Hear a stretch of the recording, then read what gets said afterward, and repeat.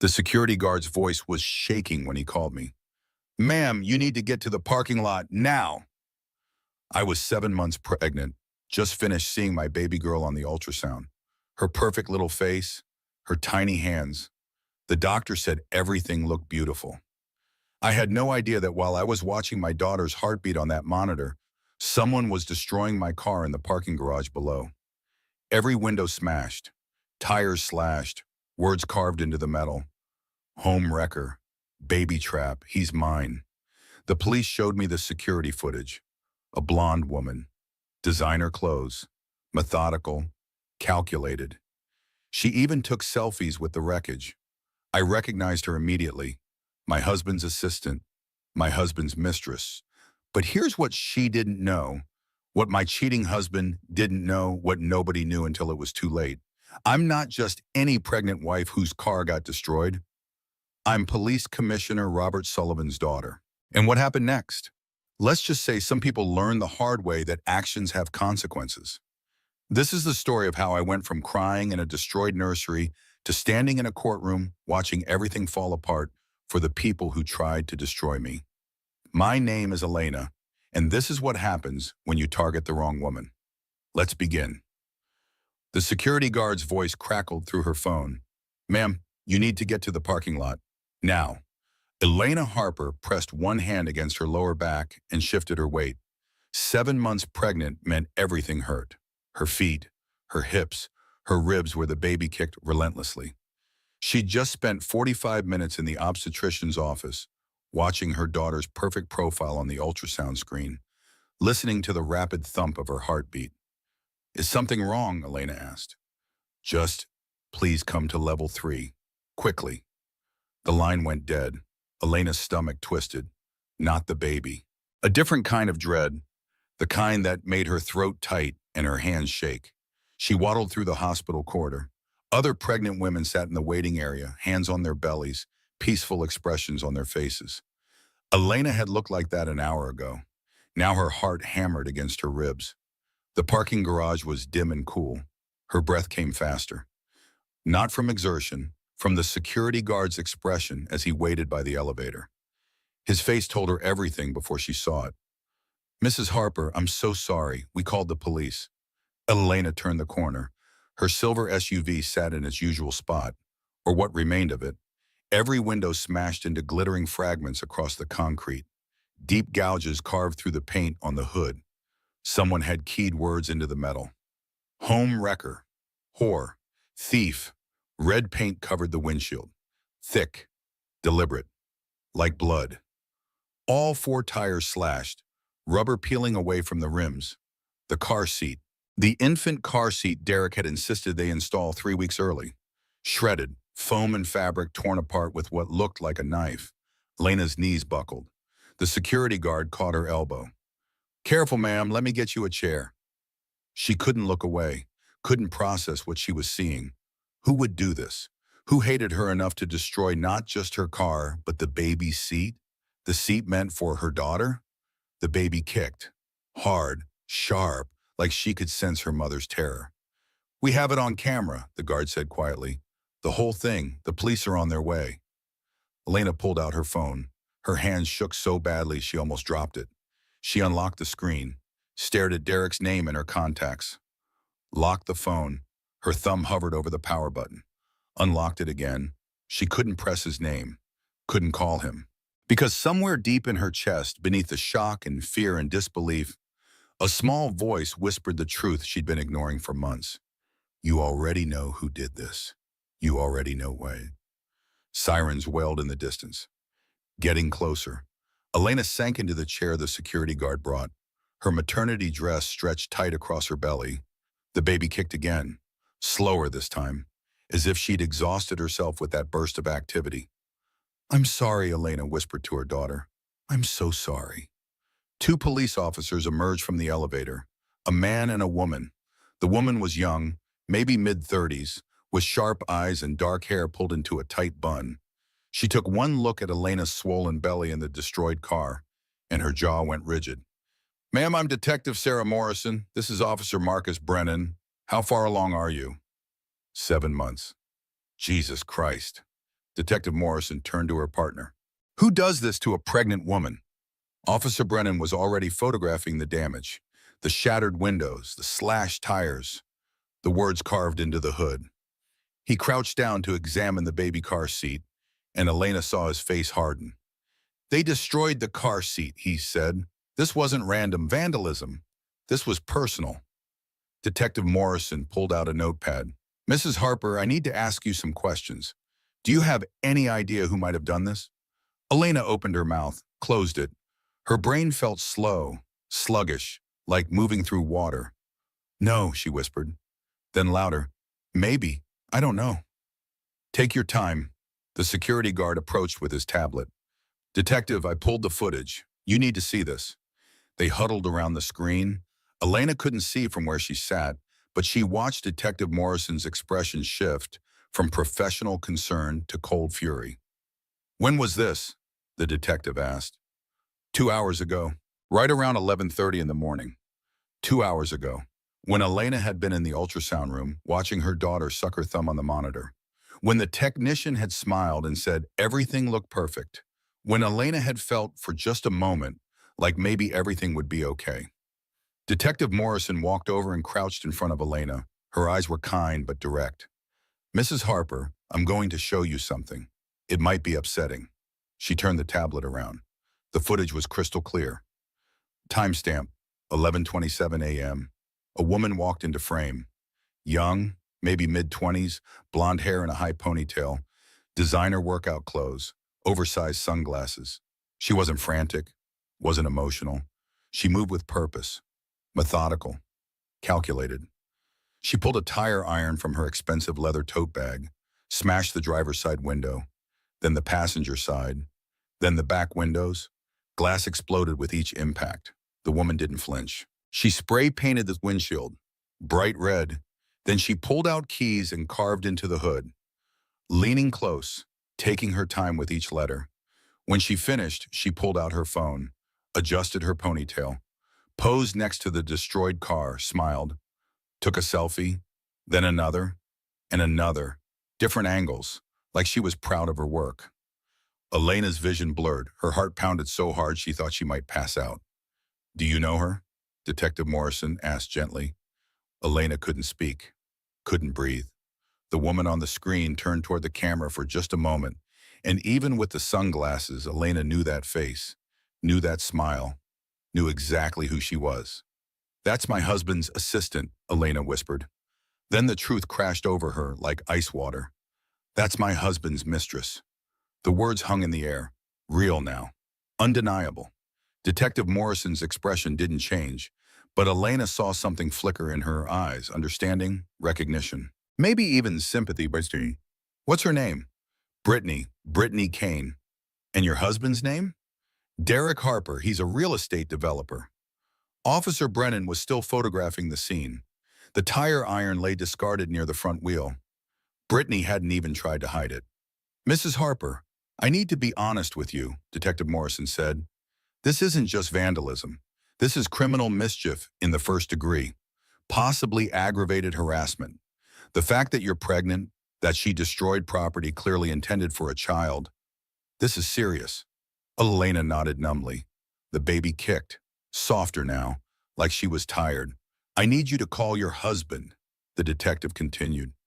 We'll need his statement, and I need to know if you feel safe going home. I don't know. That's okay. We'll figure it out. Elena's phone buzzed in her hand, a text message from Derek. Where are you? I got a weird call from hospital security. Not are you okay? Not is the baby okay? Just confusion. Inconvenience. Elena stared at the message. Her hands had stopped shaking. Something cold and hard settled in her chest. Something that felt like clarity. She looked at Detective Morrison. When you called him, what did you tell him? We didn't call him. We called the number listed on your vehicle registration. That's your cell phone. So Derek had gotten a call from someone else. Hospital security, probably. Doing their job, notifying the registered owner's emergency contact. Elena looked back at the destroyed car, at the baby seat torn to shreds, at the words carved into metal. Home wrecker. Brittany Kane thought Elena was the other woman. Or she'd convinced herself of that, rewritten reality to make herself the victim and Elena the villain. I'll call him, Elena said, but I want to see the rest of that footage first. Detective Morrison nodded and handed her the tablet. There's more after the selfies. You should see it. Elena pressed play. Brittany finished taking photos, put her phone away, then she pulled something else from her bag. A can of spray paint, different color, bright pink. She spray painted the driver's seat door, big looping letters, baby trap. Then she walked around to the passenger side and wrote, "He's mine." She stepped back, surveyed her work, and laughed.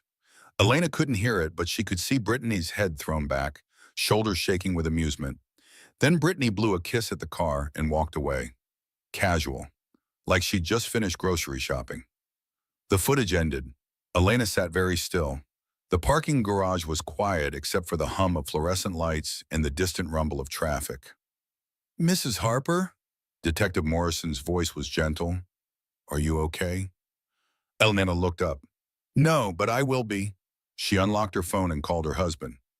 Derek answered on the third ring. "Where are you?" His voice was tense. Clipped. "I got a call from hospital security about police at your car. Not, are you okay? Not, is the baby okay? Not, what happened?" Elena closed her eyes. The baby kicked, a gentle rolling movement, like she was turning over in her sleep. "Someone destroyed my car, Derek." Silence. Too long. The kind of silence that confirmed everything Elena had been afraid to admit for months. "What do you mean destroyed?" "I mean every window smashed, tires slashed, paint all over it, words carved into the hood." Another pause.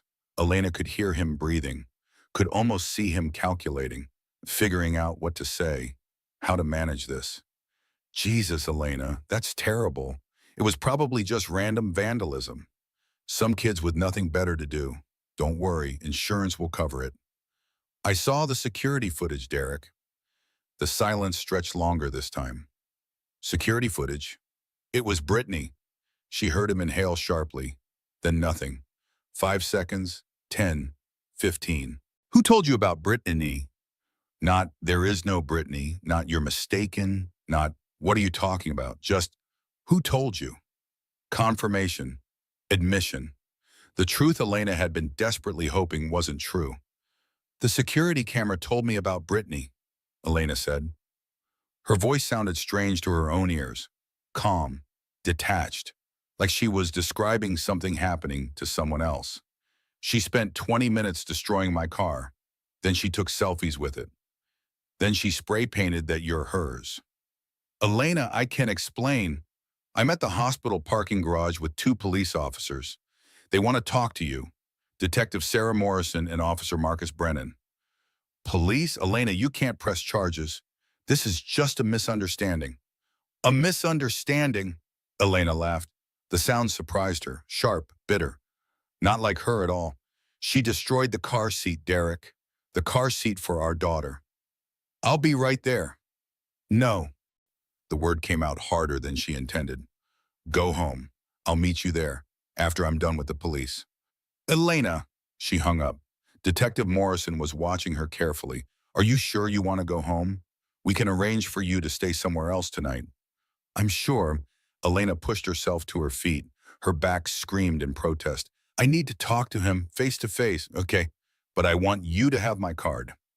The detective handed her a business card. "If you feel unsafe at any point, you call me, day or night, understand?" Elena nodded and tucked the card into her purse. Officer Brennan finished his photographs and evidence collection. He'd bagged the tire iron, collected paint samples, taken measurements, and then notes. Professional, thorough. "We'll run the prints on the tire iron," he said, "though based on the video evidence, we already have everything we need." "What happens now?" Elena asked. "We file a report, get a warrant for Ms. Kane's arrest. Given the video evidence and the fact that you're pregnant, the DA will likely pursue this aggressively." Detective Morrison's voice was matter-of-fact. "This isn't a minor crime, Mrs. Harper. This is felony criminal mischief, potentially aggravated harassment. She could face serious jail time." Elena looked at her destroyed car one more time. Glass everywhere, metal twisted and gouged, paint dripping down like wounds. Good, she said quietly. Detective Morrison drove Elena home. The detective didn't ask questions, didn't try to fill the silence with meaningless small talk. Just drove, one hand on the wheel, occasionally glancing at Elena to make sure she was okay. They pulled up to the house Elena and Derek had bought 2 years ago, a modest colonial in a good neighborhood, white with blue shutters, a small front yard that Elena had planted with flowers last spring, before she got pregnant, before everything got complicated. You have my card, Detective Morrison said. Use it if you need to. Thank you. Elena walked up the front path. Her keys jingled as she unlocked the door. The house was quiet. Derek's car sat in the driveway, but he wasn't in the living room or kitchen. She found him in the nursery. He stood in the middle of the room, hands in his pockets, staring at the pale yellow walls. The white crib Elena had assembled by herself last week. The handmade mobile of clouds and stars that her mother had given her at the baby shower Derek missed. I've been thinking, he said without turning around, maybe we should paint it a different color. Yellow is kind of boring. Elena set her purse on the dresser. Her hands were steady now, her mind clear, like the shock had burned away everything except the essential truth. How long? Elena, it's not what you think. How long have you been sleeping with Brittany? He turned. His face was carefully arranged into an expression of concern, regret. The face he probably practiced in the mirror when he rehearsed this conversation in his head. It just happened. I didn't plan it. You've been so focused on the pregnancy and I felt neglected, lonely. She was just there. Elena sat in the rocking chair, the one her grandmother had used, the one that would hold 3 generations of women in this family. She folded her hands over her belly. How long? Derek ran his hands through his hair, a gesture she used to find endearing. Now it just looked like what it was, a manipulation, a way to appear vulnerable and overwhelmed. Since the Christmas party, January. Elena did the math. January. She'd gotten pregnant in February. Valentine's Day weekend, specifically. Derek had taken her to that bed and breakfast in the Berkshires, made love to her with what she'd thought was genuine passion, told her he couldn't wait to start their family. He'd been cheating on her when they conceived their daughter. The room spun. Elena gripped the arms of the rocking chair. You were sleeping with her when we got pregnant. It didn't mean anything. It was just physical. Elena, you have to understand, she destroyed my car while I was getting an ultrasound of our daughter.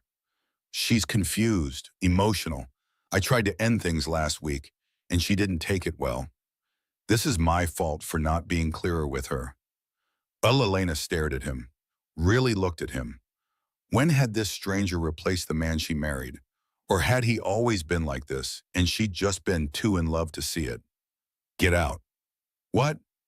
Get out of the nursery. I need to be alone. Elena, we need to talk about this. Now, he left.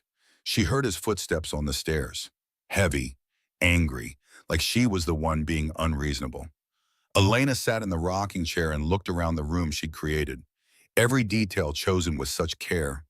The soft rug under her feet, the blackout curtains. The bookshelf already filled with children's books her mother had collected over the years. She'd been building a nest while her husband built a lie. Her phone buzzed, a text from Rachel, her best friend.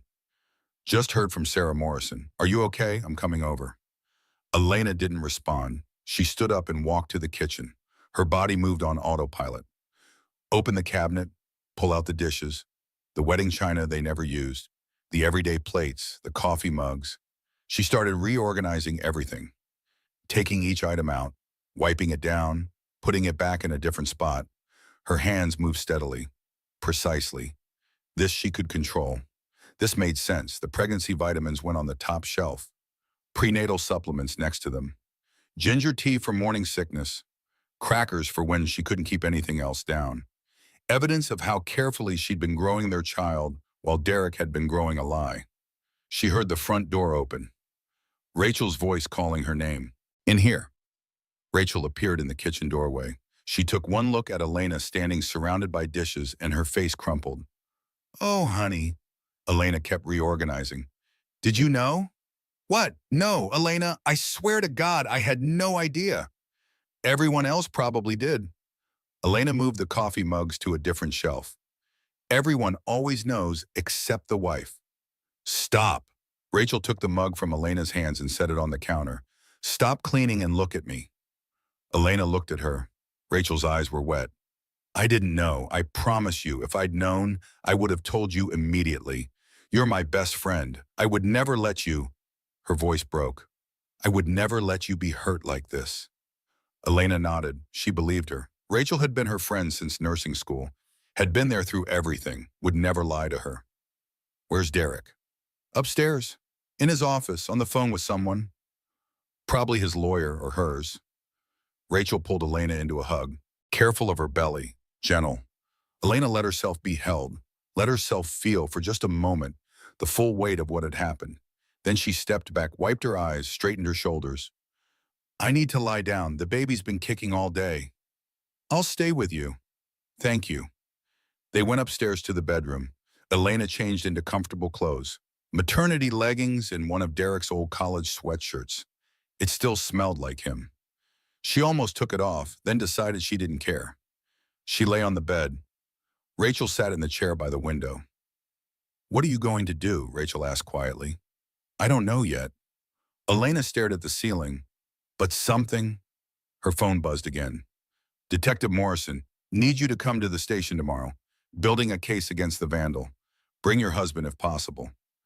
Elena typed back. I'll be there. She set the phone down and closed her eyes. The baby kicked. A gentle reminder that whatever happened next, Elena wasn't alone. She had a daughter to protect. A daughter who deserved better than this. Sleep came slowly. When it did, Elena dreamed of shattered glass and red paint and a blonde woman laughing at the wreckage of her life. Morning light filtered through the curtains. Elena woke to an empty bed. She could hear Derek moving around downstairs. Coffee maker gurgling. Cabinet doors opening and closing. The baby kicked. Good morning, little one. Elena's back ached as she pushed herself upright. 7 months pregnant meant everything hurt all the time. Her hips, her ribs, her feet were so swollen she could barely wear shoes anymore. She walked to the bathroom, splashed cold water on her face, stared at herself in the mirror. Dark circles under her eyes. Skin pale, hair a mess. She looked exhausted, defeated. No, she straightened up. She wasn't defeated. She was pregnant and hurt and betrayed, but she wasn't defeated. When she came downstairs, Derek was sitting at the kitchen table with his laptop. He looked up when she entered. His expression was carefully neutral, like they were co-workers in a meeting. I made coffee, he said, decaf for you. I'm not drinking anything you made. His jaw tightened. Elena, we need to talk about this rationally. Rationally? She poured herself a glass of water. Okay, let's be rational. You've been cheating on me since January with your assistant, who is young enough to be your daughter. She's 25, that's not... You got me pregnant while you were sleeping with her. You missed my baby shower because you were probably with her. You've been lying to me for 8 months. I never lied. Lying by omission is still lying, Derek. Elena sat down across from him.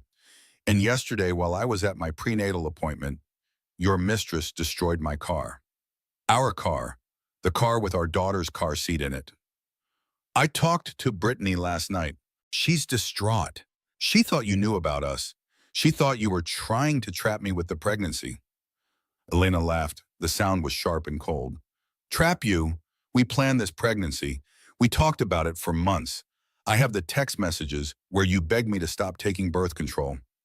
That was before what? Before you decided you'd rather fuck a 25-year-old influencer? Derek flinched. Don't be crude. Crude.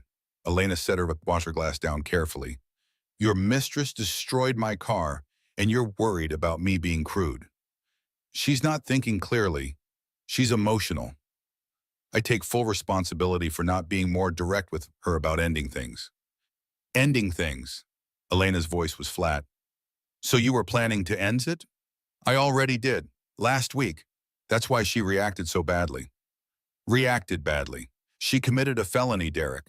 She vandalized my car while I was 7 months pregnant with your child. That's not reacting badly. That's criminal. I know. He rubbed his face. I'll pay for the damages. I'll talk to her. Make sure she gets help. The police are already handling it. Elena, you can't press charges. Think about what this will do to my reputation, to my business, to our family. Our family, like they still had one, like he hadn't burned it to the ground. I have to go to the police station this morning, Elena said. They want both of us there to give statements. I can't. I have meetings all day. Cancel them. I can't just cancel them, Derek, or I'll tell the detective that you refuse to cooperate. He stared at her. She stared back. Something passed between them. An understanding. The balance of power had shifted. Fine, he said finally. What time? 10 o'clock. He nodded and closed his laptop. I need to make some calls. After he left, Elena sat at the kitchen table and tried to remember the last time she'd felt happy in this house. Really happy. Not pretending, not making the best of things. Actually happy. She couldn't remember. The doorbell rang. Elena heaved herself up and answered it. Rachel stood on the porch with coffee and donuts. I brought contraband, Rachel said.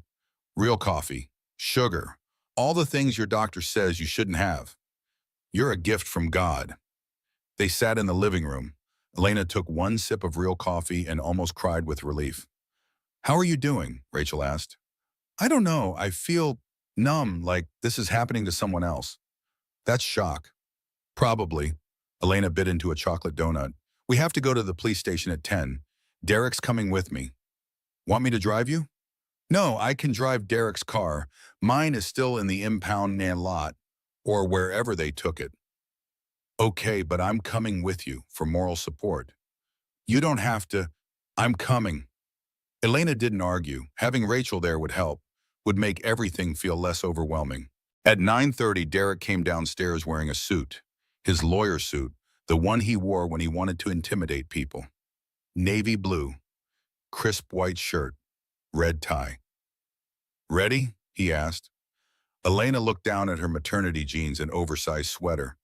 I'm not changing. I didn't ask you to. They drove to the police station in silence. Rachel followed in her own car. When they arrived, Detective Morrison was waiting in the lobby. Mrs. Harper, Mr. Harper. She nodded at them. Thank you for coming. Let's use the conference room. The conference room was small and windowless. Fluorescent lights hummed overhead. Detective Morrison sat across from them with a thick file folder and a laptop. Mr. Harper, I need to get your statement about yesterday's incident. Derek leaned forward. All business now. Detective, I understand my wife's car was damaged. That's unfortunate, but I don't think pressing charges is necessary. This was obviously an emotional outburst. I'm willing to pay for all damages and ensure Ms. Kane gets the help she needs.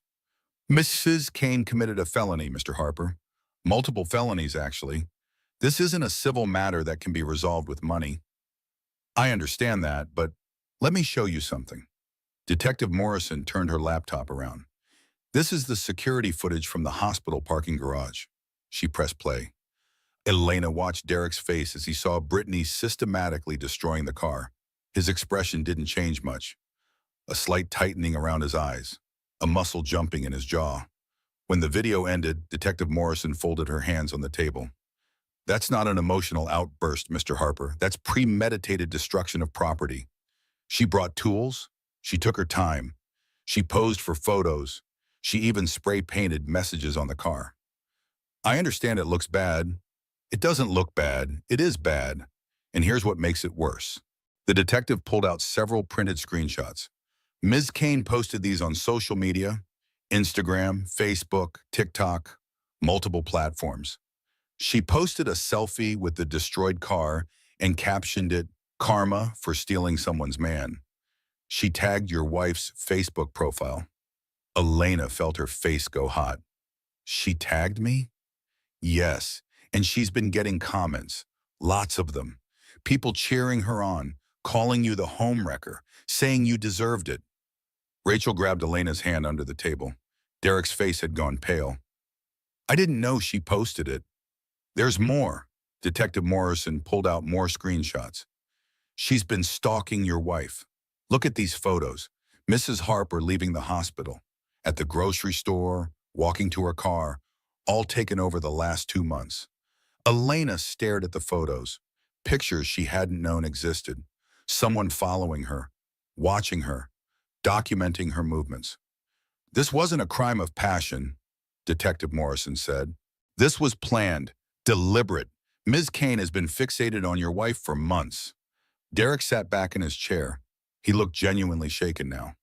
I had no idea. Mr. Harper, I need to ask you some questions about your relationship with Ms. Kane. I want my lawyer present. You're not under investigation, but if you'd feel more comfortable with counsel, that's your right. Derek pulled out his phone. Give me 10 minutes. He left the conference room. Elena could hear him in the hallway, voice low and urgent. Detective Morrison looked at Elena. How are you holding up?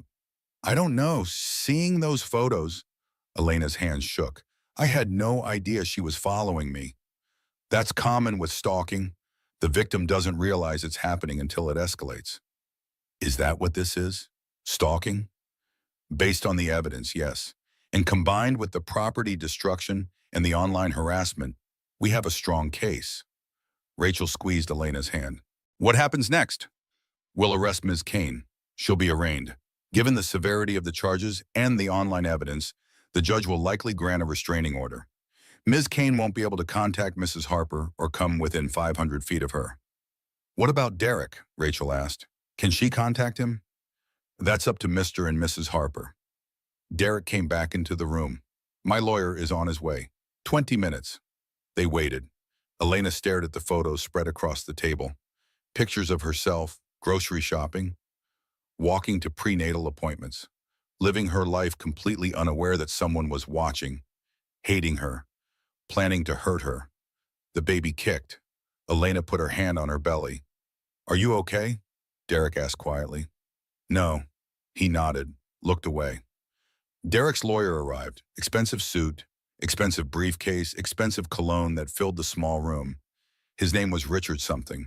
Elena didn't catch the last name. My client won't be answering any questions without understanding the full scope of this investigation, Richard said. Your client isn't under investigation, Detective Morrison repeated patiently. We're gathering information about the relationship between him and Ms. Kane. Still, I advise him not to comment. Derek looked at his lawyer, then at Elena, then at the photos on the table. I'll answer your questions, he said. Richard's jaw tightened. Derek, I'll answer them. Detective Morrison pulled out a fresh notepad. How long have you been involved with Ms. Kane? Since January, 8 months. And the nature of your relationship? We were seeing each other romantically. Were you aware that your wife was pregnant during this time? She got pregnant in February, so yes. Did Ms. Kane know about the pregnancy? Yes, I told her early on. How did she react? Derek hesitated. She was upset. She thought I would leave my wife. Did you tell her you would leave your wife? Another pause, longer this time. I might have implied it early on, when things were intense. Elena's nails dug into her palms. Might have implied it. When did you decide to end the relationship? Detective Morrison asked. A few weeks ago, when Elena started showing, when it became real that we were having a baby, I realized I had made a mistake. And how did Mrs. Kane react when you ended things? She didn't take it well. She called me constantly.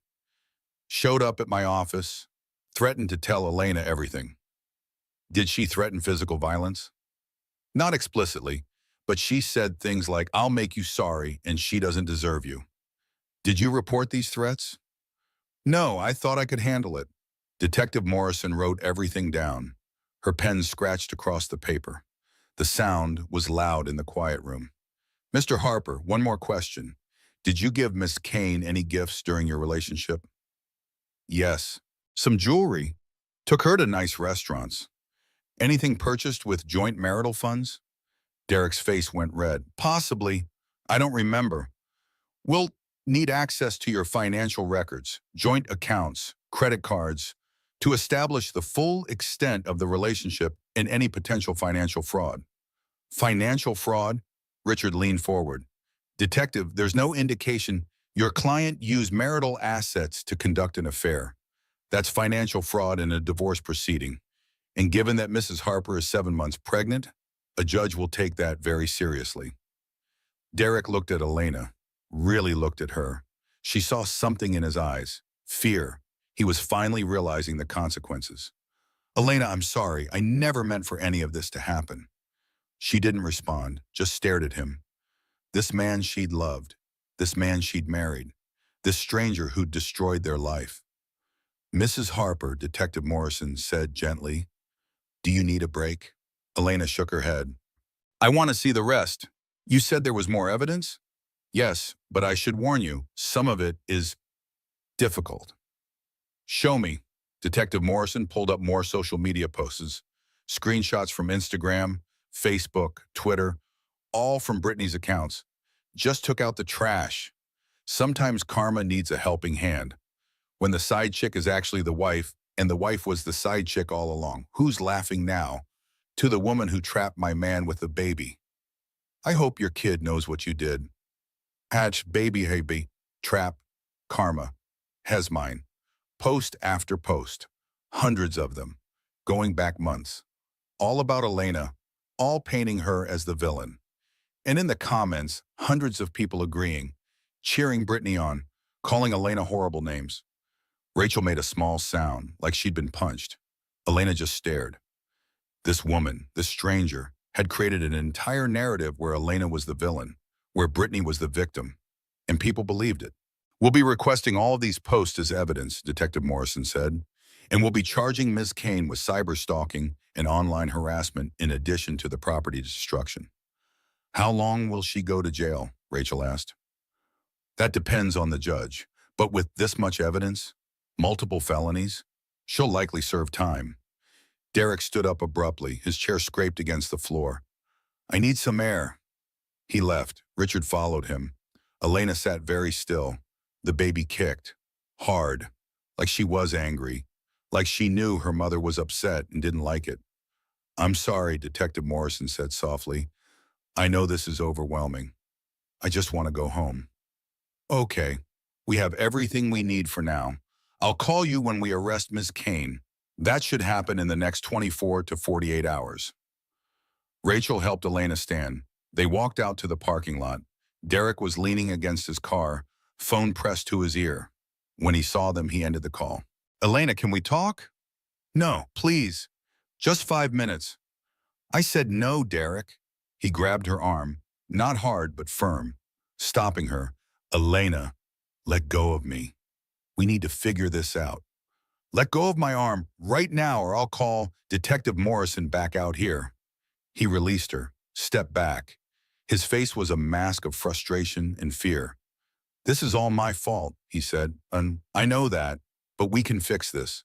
We can go to counseling. I'll do whatever you need. Please don't throw away 4 years of marriage." Elena looked at him. This man who'd shared her bed, who'd gotten her pregnant, who'd promised to build a life with her. "You threw it away," she said quietly. "Not me. You." She got in Rachel's car. As they drove away, Elena looked back once. Derek stood in the parking lot, hands in his pockets, watching them go. She turned away and didn't look back again. Rachel drove Elena home in silence. When they arrived, Derek's car wasn't in the driveway. "Thank God," Rachel muttered. "I don't think I could handle looking at him right now." They went inside. Elena sank onto the couch. Every part of her body ached. The baby had been kicking for hours, restless, uncomfortable. "I should call my parents," Elena said. "They need to know what happened." "Are you sure? Maybe wait until tomorrow. Process everything first." "No, they'll find out eventually. Better if they hear it from me." Elena pulled out her phone, stared at her father's contact. Commissioner Robert Sullivan. She'd saved his name like that as a joke when she was a teenager. Thought it was funny to have her dad listed officially in her phone. Now it just felt strange. Her father, the police commissioner.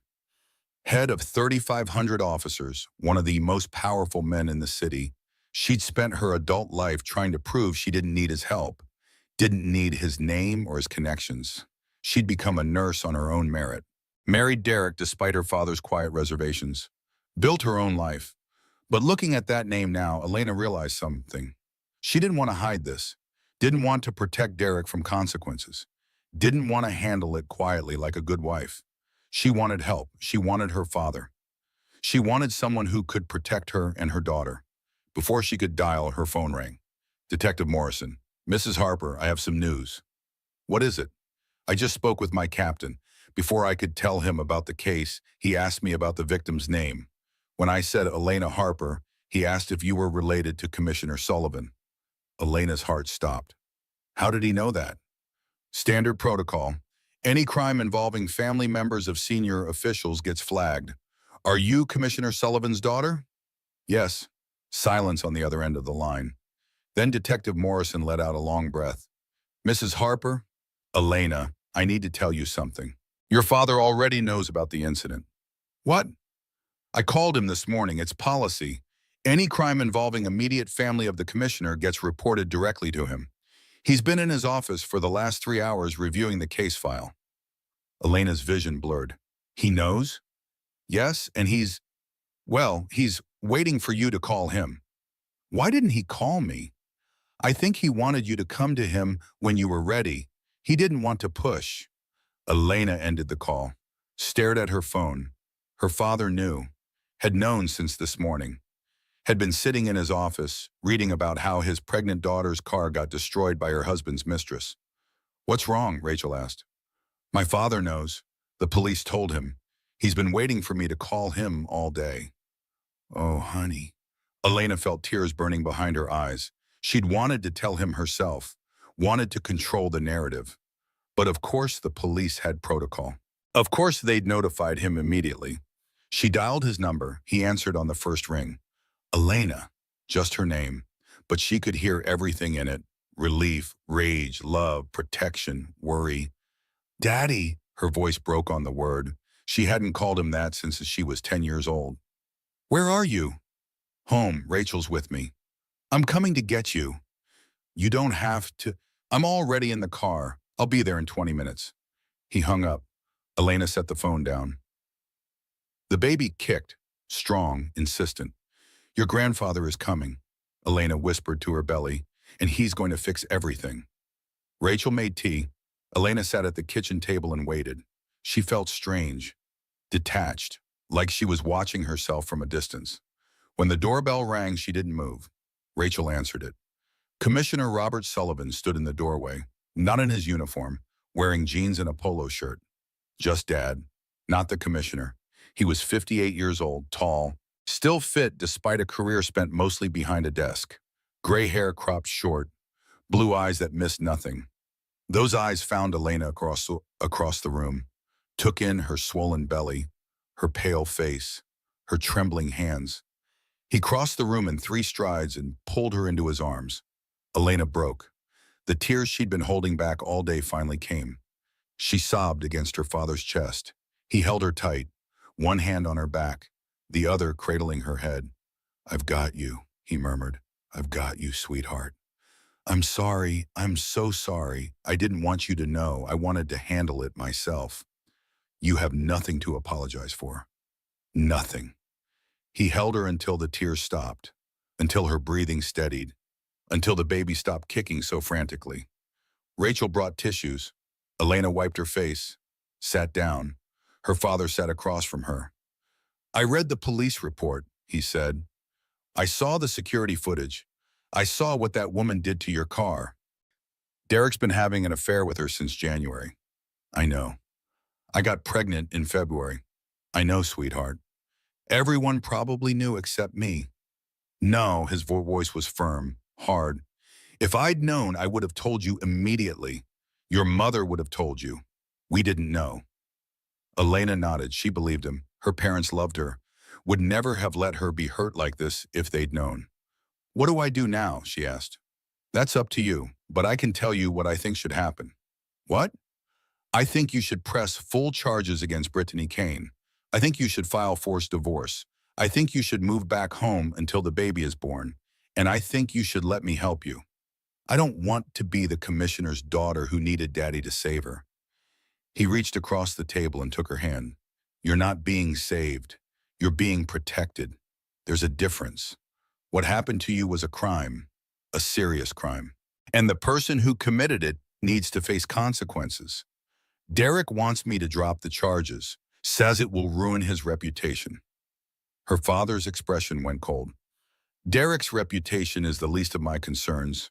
He committed adultery while his wife was pregnant. He used marital funds to conduct an affair, and his mistress committed multiple felonies against my daughter. If anything, I'm showing remarkable restraint by not having him investigated too. Elena blinked. Investigated for what? Financial fraud, misuse of marital assets. Depending on what Detective Morrison finds in your bank records, he could face charges. I don't want him to go to jail. I just want him to leave me alone. That's your choice. But Elena, I need you to understand something. This isn't just about Derek anymore. Brittany Kane committed serious crimes. She stalked you, harassed you online, destroyed your property, and she did it while you were 7 months pregnant. A judge will take that very seriously. Good. So you'll press charges? Yes, he nodded, satisfied. Then here's what happens next. Detective Morrison will arrest Mrs. Kane, probably tomorrow. You'll need to file for a restraining order. That's separate from the criminal case. It prevents her from contacting you or coming near you. What about Derek? That's up to you. Do you want a restraining order against him too? Elena thought about it. Derek hadn't been violent, hadn't threatened her. He'd just lied, cheated, destroyed their marriage. Not yet, but if he keeps pushing me to drop the charges, then yes. Fair enough. Her father stood. Pack a bag. You're coming home with me tonight. I don't need to.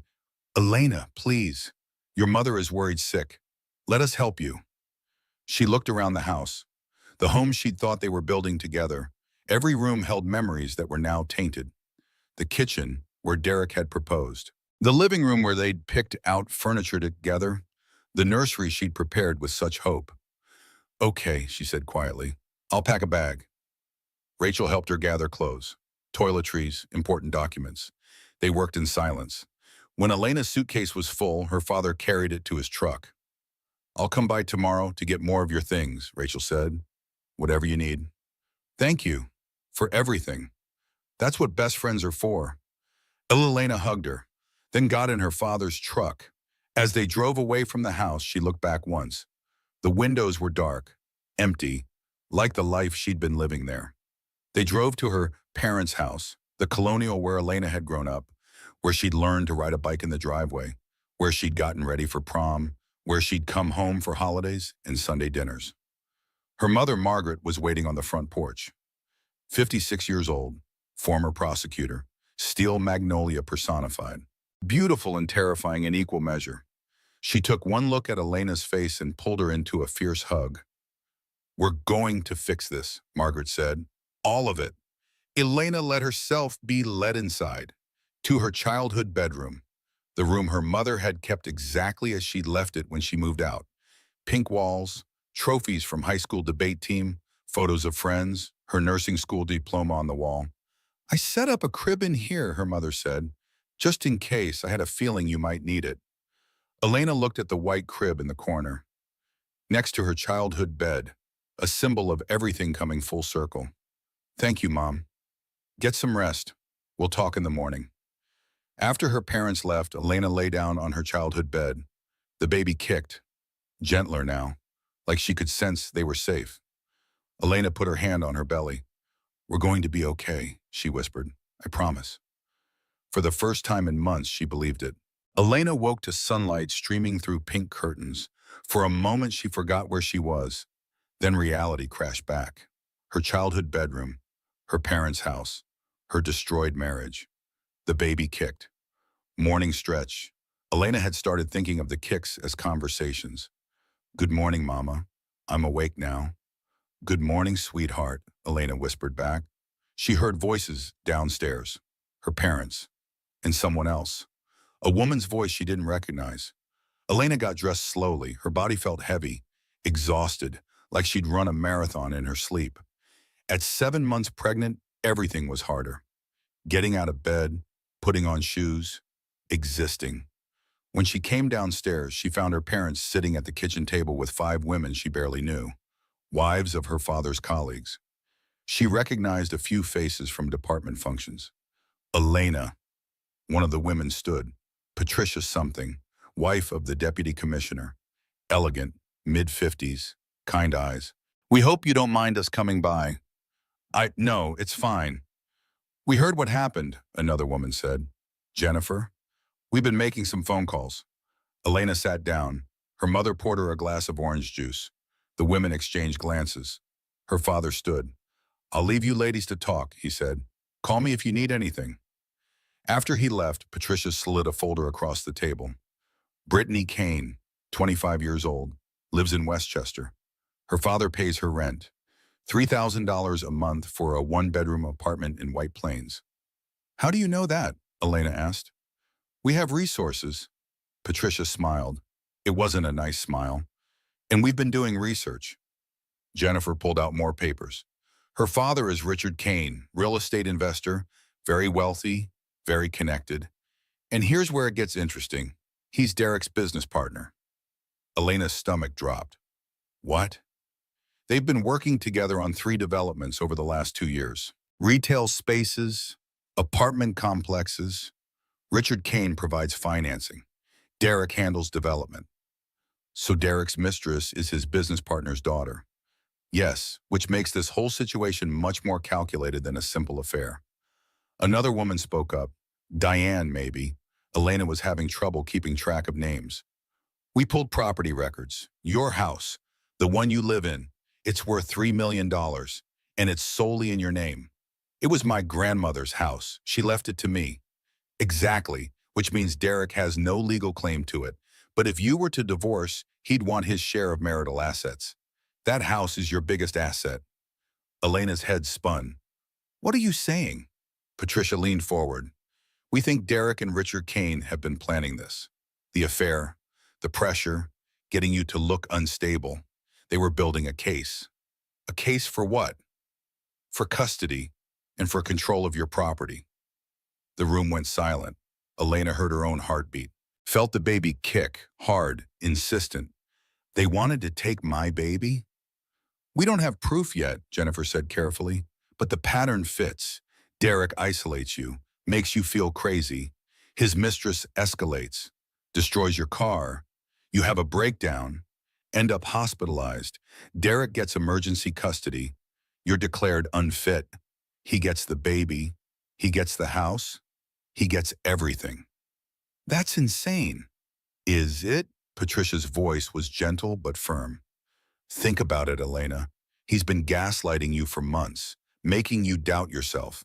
You told your mother last week that you thought you were losing your mind. Elena's mother nodded. You said you kept forgetting things, losing track of conversations. I thought it was pregnancy brain. But now it looks like he was doing it on purpose. Patricia tapped the folder. This is textbook psychological abuse. Isolate the victim. Make her doubt her reality. Then when she breaks, swoop in and play the hero. Elena felt sick. He was going to try to take Grace? We think so, but honey, he was never going to succeed. How do you know? Her father came back into the room. His face was granite. Because we know what they were planning, and we're going to stop them. Daddy, did you know about this? I suspected, after I read the police report and saw the timing of everything. So I made some calls last night. He sat down next to her. Richard Kane has been pressuring Derek for months to buy you out of the house, to push you to sell or transfer ownership. Derek refused, said you'd never agree. So Richard sent his daughter to destroy my marriage? We don't know if he sent her, but Brittany's not stupid. She saw an opportunity. Derek's married to a woman who owns a $3 million property. If she can get Derek to divorce you, marry her, she gets access to that money. So does her father. But the house is mine, legally mine. In a divorce, Derek would argue for a share. He's lived there for 2 years, made improvements, paid utilities. A judge might give him something. How much? Maybe $500,000, maybe more. Elena stood up so fast her chair fell over. They were going to steal my grandmother's house, take my baby, destroy my life for money? Her mother caught her arm. Sit down, you need to stay calm, for the baby. Elena sat, put her hands on her belly, felt her daughter moving, swimming. unaware of the ugliness happening around her. "What do I do?" she asked.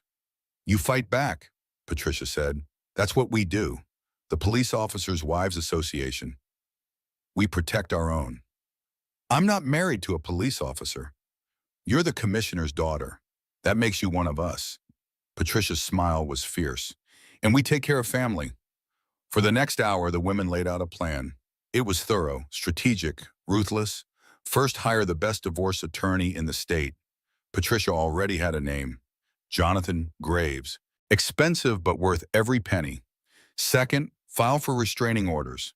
Against Brittany immediately. Against Derek if necessary. Third, document everything. Every text message, every email, every financial transaction. Build an airtight case.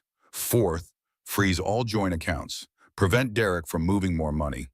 Fifth, secure the house. Change the locks. It was Elena's property. She had every legal right. "This is war," Jennifer said bluntly. "And in war, you need a strategy." "I don't want revenge," Elena said carefully. "I just want justice." "Justice is revenge when it's done right," Diane said. "You're not asking for anything unreasonable. You want custody of your child, protection from a woman who stalked and harassed you. And you want to keep the property that's legally yours. That's not revenge. That's survival." Her father nodded. "Sweetheart, these women are right. You need to be strategic. Derek and the Canes are already several moves ahead. We need to catch up and get ahead of them." "Okay," Elena took a deep breath. "Okay, tell me what to do first." "First, you call Jonathan Graves. I already spoke with him last night. He's expecting your call." Her mother handed her a business card. "He said he can see you today if you're available." "I'm available." The women left an hour later. Before they went, each one hugged Elena, gave her their phone numbers, told her to call day or night if she needed anything. After they left, Elena sat with her parents in the living room, her father in his recliner, her mother on the couch next to Elena. "I didn't want this," Elena said quietly. "I didn't want to be the daughter who needed her father to fix everything." "You're not," her father said. "You're the daughter who was targeted by criminals. There's a difference. Everyone will say I only won because of you, because of your position. Let them say it. You know the truth. And so does everyone who matters." And Elena looked at her mother. "Did you know about Derek? Did you suspect?" Her mother was quiet for a long moment. "I didn't know about the affair, but I knew something was wrong. He was different at Christmas. Distant. And when you announced the pregnancy, his reaction was off, not excited, just obligated. Why didn't you say anything?" "Because you loved him, and I wanted to be wrong. I wanted him to be the man you thought he was." Her mother's voice cracked. "I'm sorry, I should have said something." "No," Elena squeezed her hand. "You did the right thing. If you'd said something before I had proof, I would have defended him, made excuses. I had to see it myself." They sat in silence. The morning sun slanted through the windows. Elena could hear birds outside, cars passing on the street, normal sounds, normal day, like the world hadn't just tilted on its axis. Her phone buzzed. "Derek, we need to talk. I want to explain everything." Elena showed the message to her father. He read it and frowned. "Don't respond, not until you talk to Jonathan." "What if he keeps calling?" "Then you block him. You don't owe him anything right now." Elena nodded, turned her phone face down. The baby kicked. Elena wondered if Grace could sense the stress, the anger, the fear. "I'm sorry," she whispered to her belly. "I'm sorry you have to grow up with this." Her mother moved closer, put her arm around Elena's shoulders. "Your daughter is going to grow up knowing her mother is strong, that she didn't let anyone treat her badly, that she stood up for herself and for her child. That's not a bad lesson. I just wanted her to have a normal family." "She'll have a family that loves her. That's better than normal." At 2 o'clock, Elena met with Jonathan Graves. His office was downtown, 15th floor, floor-to-ceiling windows overlooking the city, expensive furniture, expensive art on the walls. Jonathan Graves himself was mid-40s. Sharp suit, sharper mind. He shook Elena's hand and gestured for her to sit. "Commissioner Sullivan filled me in on the basics," he said. "But I need to hear everything from you. Start at the beginning." Elena told him everything: the affair, the pregnancy, the destroyed car, the social media posts. The stalking photos, the business partnership between Derek and Richard Kane, the suspected plot to gain control of her property. Jonathan took notes, asked questions. His expression never changed. Professional, clinical, like he'd heard worse. When she finished, he sat back in his chair. They made three critical mistakes. First, the affair while you were pregnant. New York is technically a no-fault state, but infidelity still matters in asset distribution. Second, the financial fraud, moving marital assets to hide them. Third, and most importantly, the conspiracy to gain control of your separate property through duress. Can we prove the conspiracy? Between the police investigation, the social media evidence, the business partnership, and the timing of everything? Yes, we can prove it. What happens now? Now we go on offense. We file for divorce immediately.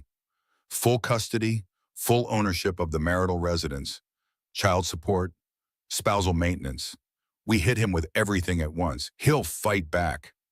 Let him. He's got nothing. You've got documentation, police reports, witness statements.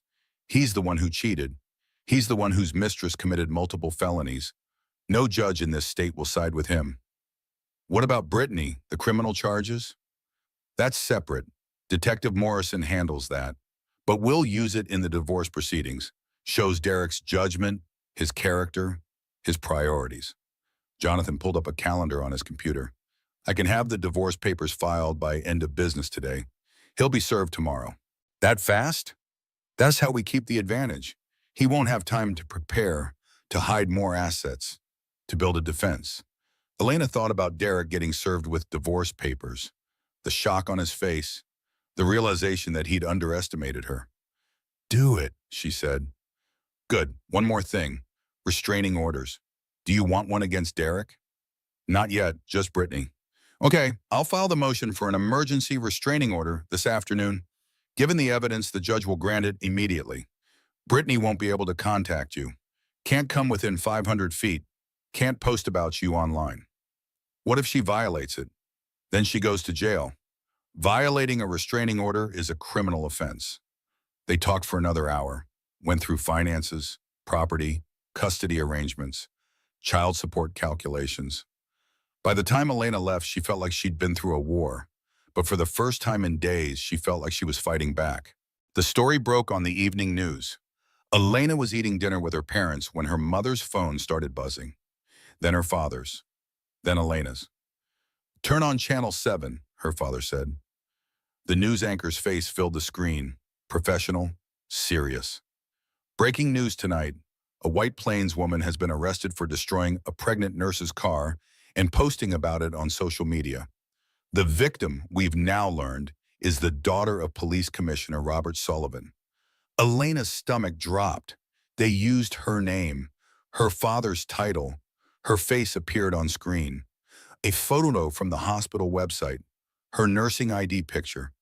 The screen switched to footage of Brittany being led out of her apartment in handcuffs. She was screaming, fighting against the officers, her blonde hair wild, her makeup smeared. No, this is wrong. She's the homewrecker. She trapped him. The anchor's voice continued. Brittany Kane, 25, was arrested this afternoon and charged with a criminal mischief in the first degree, aggravated harassment, and stalking. Bail was set at $100,000. More footage. The destroyed car, the security video, Brittany taking selfies with the wreckage.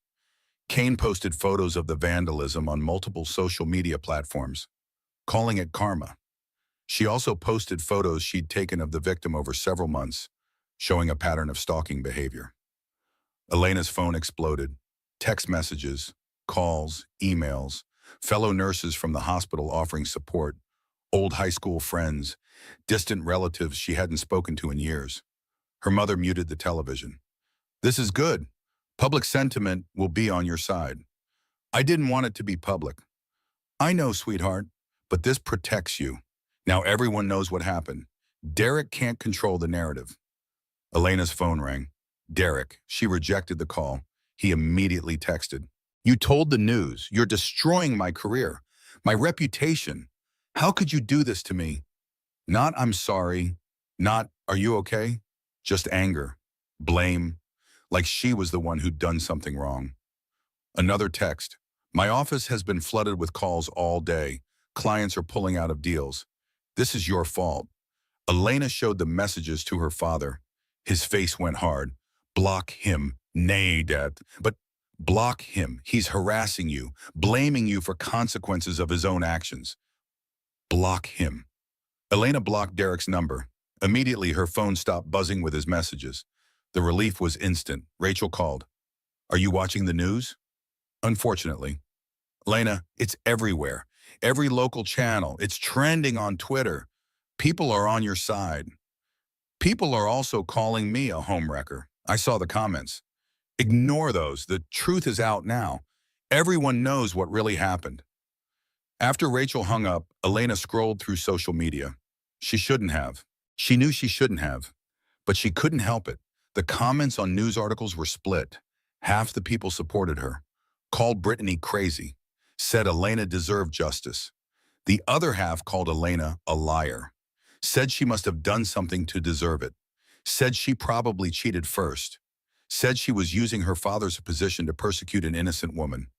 But what made Elena's blood run cold was Brittany's response. Brittany had posted a video from jail. Someone must have smuggled her a phone, or she'd posted it before she got arrested and scheduled it to go live. Elena clicked play. Brittany's face filled the screen, tear-stained, makeup smeared, hair disheveled. But her eyes were wild, manic. I'm the real victim here, Brittany said to the camera. Elena Harper trapped Derek with a baby. She knew he didn't love her. She knew we were meant to be together. So she got pregnant on purpose, to trap him, to keep him from me. She wiped her eyes, smeared mascara across her cheeks. And now she's using her father's position to destroy me. The police commissioner's daughter. Of course she gets special treatment. Of course everyone believes her lies. Brittany leaned closer to the camera. Her voice dropped, intimate, confiding. But I know the truth. Derek loves me. He told me he was leaving her. We were going to be together. We were going to have a life, and she ruined everything. The video ended. Elena felt nauseous. This woman, this delusional woman, actually believed what she was saying. She's completely detached from reality, her mother said. She'd been watching over Elena's shoulder. Or she's exactly who she's always been, Elena said quietly. And nobody ever told her no. The doorbell rang. Her father went to answer it. Elena heard voices, then footsteps. Detective Morrison appeared in the living room. She looked tired, stressed. I'm sorry to bother you. I wanted to give you an update in person. What happened? Brittany made bail. Her father posted it 2 hours ago. Elena's heart sank. She's out? Yes, but she's wearing an ankle monitor, and the restraining order is in effect. She can't come within 500 feet of you. She can't contact you directly or indirectly. She can't post about you online. What about that video? Her lawyer took it down, but the damage is done. It's been shared thousands of times. So everyone thinks I'm a liar who trapped my husband with a baby. No, most people see through it. The video makes her look unstable, desperate. It actually helps your case. Detective Morrison sat down. There's something else. We searched her apartment, found some disturbing things. Like what? A folder full of photos of you, printed out, some of them marked up, crossing out your face, writing things like, he's mine and get rid of her. Elena felt cold. She was planning something. We think so. We also found evidence she was pregnant. The room went silent. What? Elena whispered. A positive pregnancy test, recent, from about 3 weeks ago. Elena's vision blurred. The baby kicked, hard, like she could sense her mother's distress. Brittany's pregnant? Was. We don't know if she still is. She refused a medical exam, but if she is, that adds another layer to this. She was going to try to replace me. Elena's voice was hollow. Completely. The affair, the baby, my house, my life. She wanted everything. Yes. Detective Morrison's voice was gentle. But she didn't get it, and she won't. The evidence against her is overwhelming. After the detective left, Elena sat in silence. Her mother made tea. Her father paced. Neither of them knew what to say. Elena's phone buzzed, a text from an unknown number. This isn't over. You think you won? You think Daddy can protect you? Wait and see. Elena showed it to her father. He immediately called Detective Morrison back. She's violating the restraining order, he said into the phone. Yes, just now. I'm sending you a screenshot. He hung up. The police are going back to her apartment. If she sent that message, she's going back to jail. What if it wasn't her? What if it was Derek? Then he's going to jail too. You have a restraining order. No one can contact you. Not directly, not through proxies. Anyone who does faces criminal charges. Elena went upstairs to her childhood bedroom. Lay down, stared at the ceiling. The baby kicked rhythmically, like a heartbeat. She put her hand on her belly. We're safe, she whispered. We're safe here.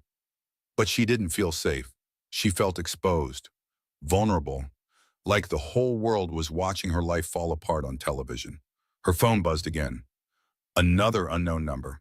I just want to talk. Please, 5 minutes. That's all I need. Derek, using a different phone, trying to get around the block. Elena didn't respond. Just took a screenshot and sent it to Detective Morrison. Within an hour, police showed up at Derek's apartment. Elena didn't know what they said to him, but the messages stopped. That night, Elena lay in bed and Googled signs of emotional abuse. She'd been avoiding it, not wanting to see, not wanting to know. But now she looked. Every article was a mirror. Every checklist was her marriage. Isolation from family and friends. Check. Making you doubt your reality. Check. Controlling finances. Check. Blaming you for their behavior. Check. Making you feel crazy. Check. She'd been living in a burning building and telling herself it was just warm. Elena closed her laptop, put her hands on her belly, felt her daughter moving, swimming, growing. I'm getting us out, she whispered. I promise. She fell asleep with one hand on her belly and one hand clutching her phone, just in case. Morning brought more visitors, not police this time. Women Elena barely knew. Nurses from the hospital, neighbors from her old street, even the receptionist from her obstetrician's office. They came with food, casseroles, cookies, soup. More food than Elena could possibly eat. We just wanted you to know we support you, one nurse said. Sarah from the pediatric ward. What happened to you was wrong, and we're here if you need anything. After they left, Elena sat in the kitchen surrounded by containers of food. Her mother was labeling everything and finding space in the freezer. People are good, her mother said. When something bad happens, you find out who your real friends are. I don't even know half those women. They know you. They know what you stand for. And they want to help. Rachel arrived mid-morning with coffee and bagels. She took one look at all the food and laughed. You're going to need a second freezer. Or a third. Elena bit into a bagel. I can't believe how many people came by. You're not alone, Elena. That's what everyone is trying to tell you. They were eating when Patricia arrived, the deputy commissioner's wife. She had Jennifer with her, and 3 other women Elena didn't recognize. We have news, Patricia said without preamble. Can we sit? They gathered in the living room. Elena's father joined them. This felt official, important. We did more digging, Jennifer said, into Derek and Richard Kane's business relationship, and we found something interesting. She pulled out a thick folder. They've been planning a major development. Luxury condos, downtown, prime location. The project is worth about $50 million. Okay. They need collateral for the construction loan. The bank wants assets worth at least $5 million to back the loan. Elena's stomach dropped. My house. Yes, your house is worth $3 million. With some other properties Richard owns, they'd have enough collateral. But the house is mine. Derek can't use it as collateral. Not legally, but if you were married, if you were on good terms, you might sign paperwork without reading it carefully. A lot of wives do, especially if their husbands tell them it's just routine business documents. Elena thought back. Had Derek asked her to sign anything recently? She couldn't remember. Everything from the last few months was a blur. I don't think I signed anything. Good, but they were probably working up to it. The affair, the psychological pressure, making you feel unstable. If you'd had a breakdown, been hospitalized, Derek could have gotten power of attorney. Then he could sign documents on your behalf. This is insane. This is real estate fraud, her father said quietly. And if we can prove it, Derek and Richard Kane could both face criminal charges. Another woman spoke. Elena thought her name was Diane. We also found something else. Richard Kane's daughter, Brittany. She was fired from her last 2 jobs. Sexual harassment. She had affairs with married bosses. Both times the men's wives found out. Both times she retaliated. How? First wife had her car keyed. Nothing was proven. Second wife's house was egged repeatedly. Again, nothing proven. But the pattern is there. So she's done this before. Yes, she targets married men, wealthy married men. Then when things don't go her way, she lashes out at the wives. Elena felt sick. I wasn't even her first victim. No, but you'll be her last, because this time we have evidence. Video, social media posts, witness statements. She's not walking away from this. Patricia leaned forward. Elena, I need to tell you something. This is going to get worse before it gets better. Derek and the Kanes have money, resources. They'll fight back. Hard. I know. But so will we, the Police Officers' Wives Association. We protect our own, and you're one of us now. I'm not married to a police officer. You're the commissioner's daughter, that's enough. Patricia smiled. It was fierce, protective. We take care of family. The women left an hour later. Before they went, they each gave Elena their phone numbers, told her to call anytime, day or night. After they left, Elena felt strange, supported, protected, but also exposed. She wasn't used to people knowing her business, wasn't used to needing help. Her father must have sensed her discomfort. It's okay to accept help, sweetheart. I know, it just feels weird. That's pride, and pride is good, but so is community. Let them help you. Elena nodded. The baby kicked, strong, insistent. She was running out of room in there. Only 2 months left until her due date. 2 months to figure out her entire life. Her phone rang. Jonathan Graves. Elena, I have an update. Derek's been served with the divorce papers. How did he react? According to the process server, not well. He tried to refuse service. Said he wanted to talk to you first.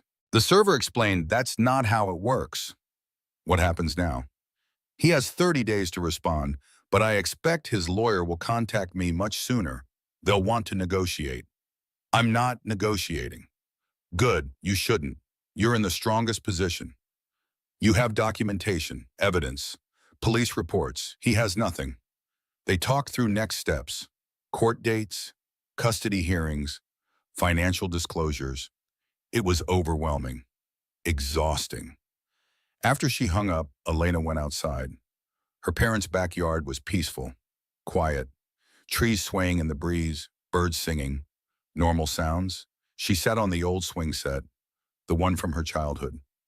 It creaked under her weight. She pushed off gently. The motion was soothing, rhythmic, back and forth, like she was trying to swing herself back to a time when things made sense. The baby kicked. Elena put her hand on her belly. Your grandpa built this swing set when I was 5, she said out loud. I spent hours out here, swinging as high as I could, trying to touch the sky. The baby kicked again, stronger. You're going to swing on this someday, with your grandpa pushing you, and your grandma watching to make sure you don't fall. Tears slid down Elena's face.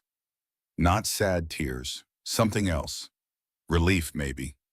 Gratitude. She wasn't alone. Her daughter would have family, love, protection. Even if Derek was gone, even if they were divorced, even if everything was broken, Grace would still have a family. Rachel came out and sat on the swing next to her. They swung in silence for a few minutes. You're going to be okay, Rachel said finally. I know. No, I mean it. You're going to be more than okay. You're going to be great. How do you know? Because I know you. You're the strongest person I know, and you're going to teach your daughter to be strong too. Elena wiped her eyes. I just wanted her to have a normal family. She'll have something better. She'll have a mother who refused to accept less than she deserved. That's worth more than normal. They swung until the sun started to set. Then they went inside. Elena's mother had dinner ready. Pot roast, mashed potatoes, green beans, comfort food. They ate as a family. Elena, her parents, Rachel, talking about everything except the divorce, the affair, the criminal charges, just normal conversation. Work, books, movies. For a few hours, Elena felt almost normal. After dinner, her father pulled her aside. I need to tell you something. Derek called my office today. Elena's stomach tightened. What did he want? To talk. He said you were being unreasonable, that you weren't giving him a chance to explain. What did you tell him? I told him that my daughter doesn't owe him anything, and if he contacts you or me or anyone in this family again, I'll have him arrested for harassment. Thank you, Daddy. He hugged her, strong, protective. I should have trusted my instincts about him. I knew something was off. I should have said something. No, you did exactly what you should have done. You trusted me to make my own choices. That was right. But you got hurt, and now I'm getting stronger.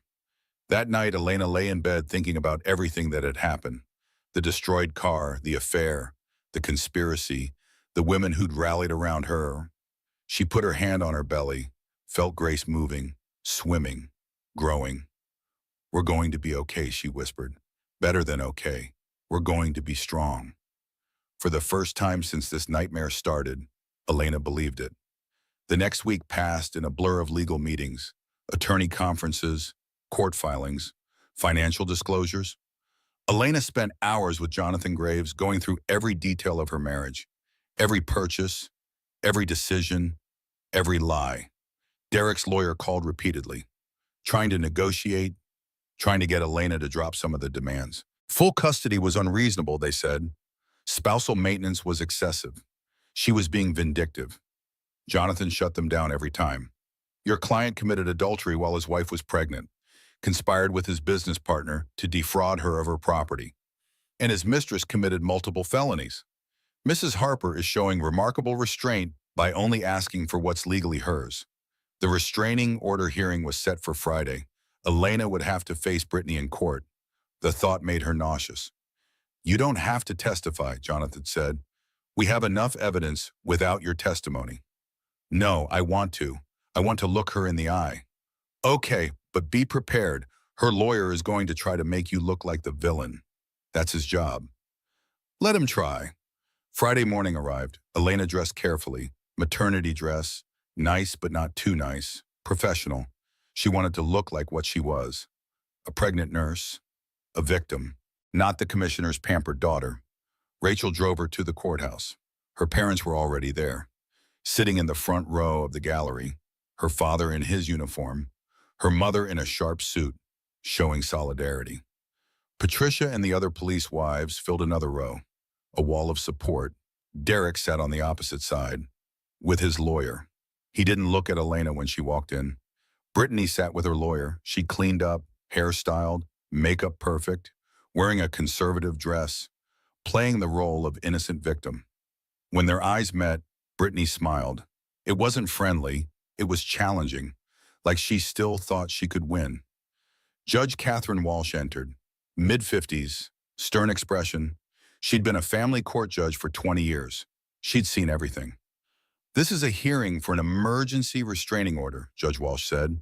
Ms. Kane is accused of criminal harassment, stalking, and destruction of property against Mrs. Harper. I've reviewed the evidence submitted. We'll hear testimony from both sides. Brittany's lawyer went first. His name was Thomas Reed. Expensive suit, slick smile. Your Honor, my client is the victim of a smear campaign orchestrated by Mrs. Harper and her powerful family. Ms. Kane made a mistake, a regrettable mistake. She damaged some property in a moment of emotional distress. But she's being persecuted because of who the victim is, the police commissioner's daughter. Of course, everyone believes her side of the story. He called Brittany to the stand. She walked up slowly, carefully, like she was fragile, wounded. She placed her hand on the Bible and swore to tell the truth. Ms. Kane, can you tell us what happened on the day in question? Brittany's voice was soft, trembling. I was upset. Derek, Mr. Harper, had just broken up with me, after promising we'd be together. I felt betrayed, hurt. I wasn't thinking clearly. Did you damage Mrs. Harper's car? Yes, I did. And I regret it deeply. I was having a breakdown. I needed help. Instead, I'm being criminalized. Were you aware that Mrs. Harper is the police commissioner's daughter? No, not until I was arrested. Then everything made sense. Why the police came so quickly, why they treated me like a dangerous criminal. Because she has connections, power. And what about your relationship with Mr. Harper? Can you describe it? We were in love for 8 months. He told me his marriage was over, that his wife was cold, distant, that she trapped him with a pregnancy to keep him from leaving. Elena's fingernails dug into her palms. He said he was going to file for divorce as soon as the baby was born. We made plans, talked about our future, then suddenly he ended things, said it was a mistake, that he owed it to his wife to try. Brittany wiped her eyes, real tears this time, or good acting. I felt used, discarded, like I was nothing to him. So yes, I damaged her car, and I'm sorry. But I don't deserve to be stalked by police, arrested like a criminal, all because she has a powerful father. Thomas Reed sat down, looking satisfied. Jonathan Graves stood. He didn't smile, didn't play nice, just got straight to business. Ms. Kane, you said you damaged Mrs. Harper's car in a moment of emotional distress. How long did this moment last? I don't know, maybe 20 minutes. 20 minutes. Let's look at the security footage. He played the video, every second of it. Brittany methodically destroying the car, taking her time, posing for photos. Does that look like a moment of distress to you, Miss Kane? Or does it look premeditated? I was upset. You brought tools, a tire iron, spray paint. You brought these items with you? Yes, they were in my car.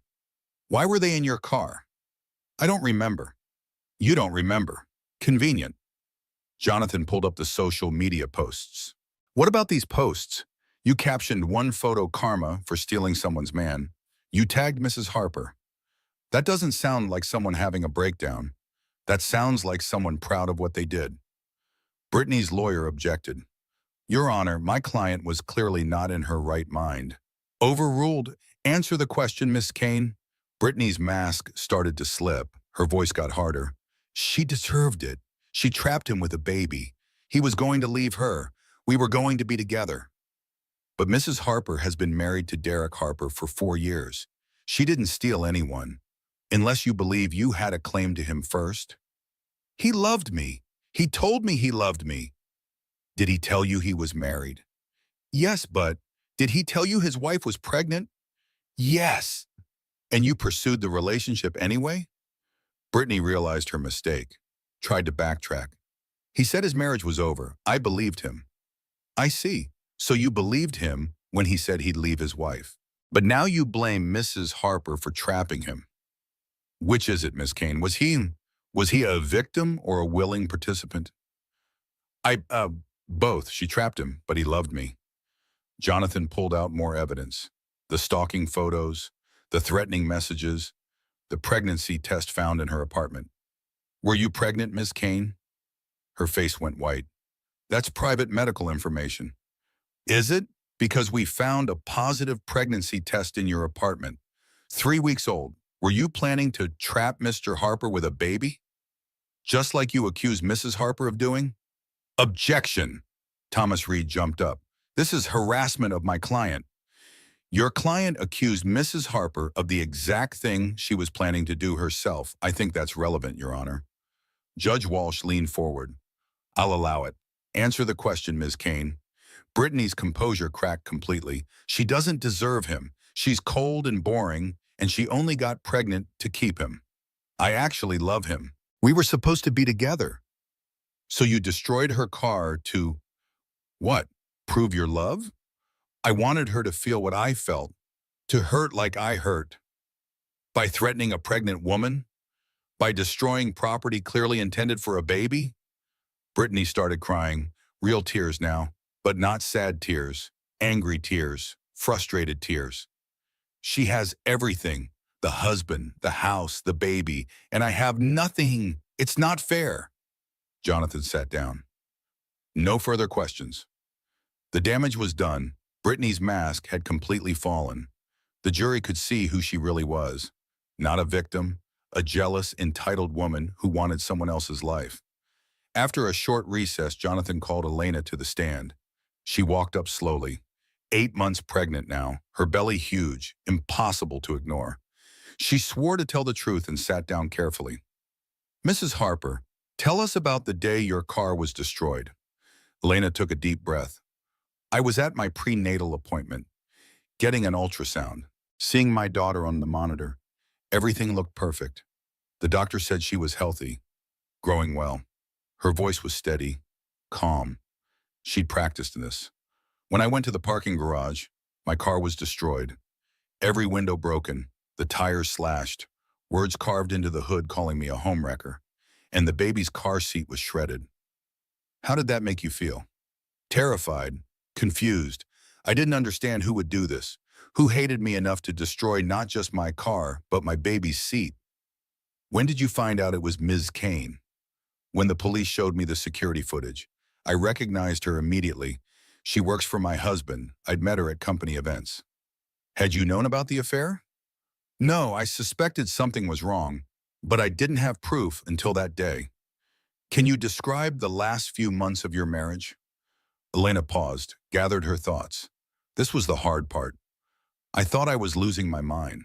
Little things kept happening. Conversations I didn't remember having. Money missing from accounts. My husband being distant, angry. But every time I questioned it, he told me I was being paranoid. Hormonal. That pregnancy was making me irrational. She looked directly at Brittany. I remember sitting in my car after my prenatal appointments, unlocking my phone to call my husband, then locking it again, over and over, because I was afraid. Afraid he'd tell me I was crazy, that I was imagining things. Her voice cracked slightly, but she kept going.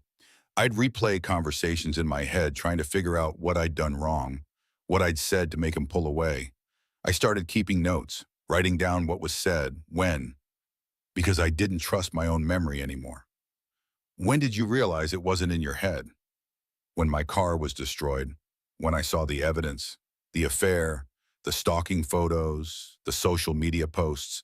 Suddenly everything made sense. It wasn't me, it was him. It was her. They were gaslighting me, making me doubt my reality. And I fell for it because I loved him, because I wanted to believe the best. Elena's hands rested on her belly.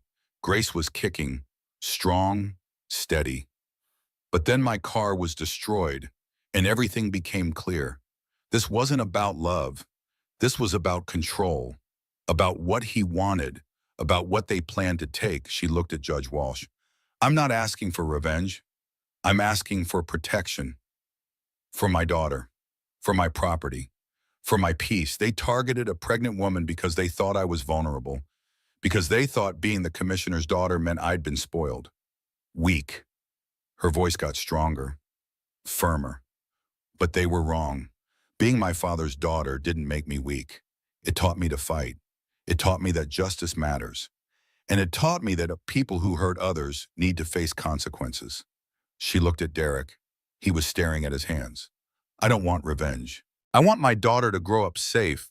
I want my property protected. I want to move on with my life without fear. That's all. Jonathan nodded. No further questions. Thomas Reed stood for cross-examination. Mrs. Harper, isn't it true that you used your father's position to expedite this case? No, I filed a police report like anyone else would. But your father is the police commissioner. Surely that influenced how the police handled your case. The police handled my case based on the evidence. Video footage, social media posts, stalking photos. That's not influence. That's documentation. But you can't deny that being the commissioner's daughter gives you advantages. Elena looked him straight in the eye. Being the commissioner's daughter gave me access to resources, legal advice, support, but it didn't create the evidence. Ms. Kane did that all by herself when she destroyed my car and posted about it online. Thomas tried a few more times. Tried to make Elena look privileged, vindictive, using her connections unfairly, but every answer was calm, reasonable. She didn't get defensive, didn't get angry, just stated facts. Finally, he gave up. No further questions. Judge Walsh called a 15-minute recess. Then she returned with her decision. I've reviewed all the evidence, testimony from both parties, documentation, video footage, social media posts, police reports. She looked directly at Brittany. Ms. Kane, your actions were not a moment of emotional distress. They were calculated, premeditated, and cruel. You targeted a pregnant woman, you stalked her, you harassed her online, you destroyed property intended for a child. These are serious crimes, Viz. Brittany started crying again. The restraining order is granted. You are prohibited from contacting Mrs. Harper directly or indirectly. You cannot go within 500 feet of her. You cannot post about her on social media. You cannot contact her family or friends. If you violate this order, you will be arrested immediately. She banged her gavel. Additionally, I'm ordering a full mental health evaluation. You will undergo psychiatric assessment before your criminal trial proceeds. Brittany's lawyer started to object, but Judge Walsh cut him off. This isn't a suggestion, Mr. Reed, it's an order. Your client's behavior shows signs of delusional thinking and obsessive fixation. She needs help. Court was adjourned. Elena stood slowly. Her back ached. The baby was kicking up a storm. Rachel hugged her. You did it. Her father hugged her next. I'm proud of you, sweetheart. Her mother just held her. Tight, protective. It's over now. The worst part is over. But as they left the courthouse, Elena saw Derek standing by his car, watching them. His expression was unreadable. Their eyes met for just a moment. Then he got in his car and drove away. Elena realized she felt nothing. No love, no hate, no sadness, just nothing. That part of her life was over. The man she'd loved was gone, if he'd ever really existed at all. Let's go home, she said. And for the first time in months, when she said home, she meant her parents' house, not the house she'd shared with Derek. That place held too many ghosts, too many lies. Home was where people loved her, protected her, believed her. Home was where she was safe. 3 weeks passed. The divorce proceedings moved forward. Slowly but steadily, Derek's lawyer tried every tactic: delay, negotiate, plead. None of it worked. Jonathan Graves was relentless. Every time Derek's lawyer proposed something, Jonathan shut it down with evidence. Financial records showing Derek's fraud. Text messages showing his lies. Witness statements showing his pattern of abuse. Elena went back to work part-time. The hospital had been understanding, gave her flexible hours, let her work from home when needed. Her colleagues rallied around her, made sure she wasn't alone, protected her. Brittany's criminal trial was set for next month. She'd been evaluated by a psychiatrist, diagnosed with borderline personality disorder. Her lawyer was pushing for a mental health defense, saying she wasn't responsible for her actions. The prosecutor wasn't buying it. Neither was Elena.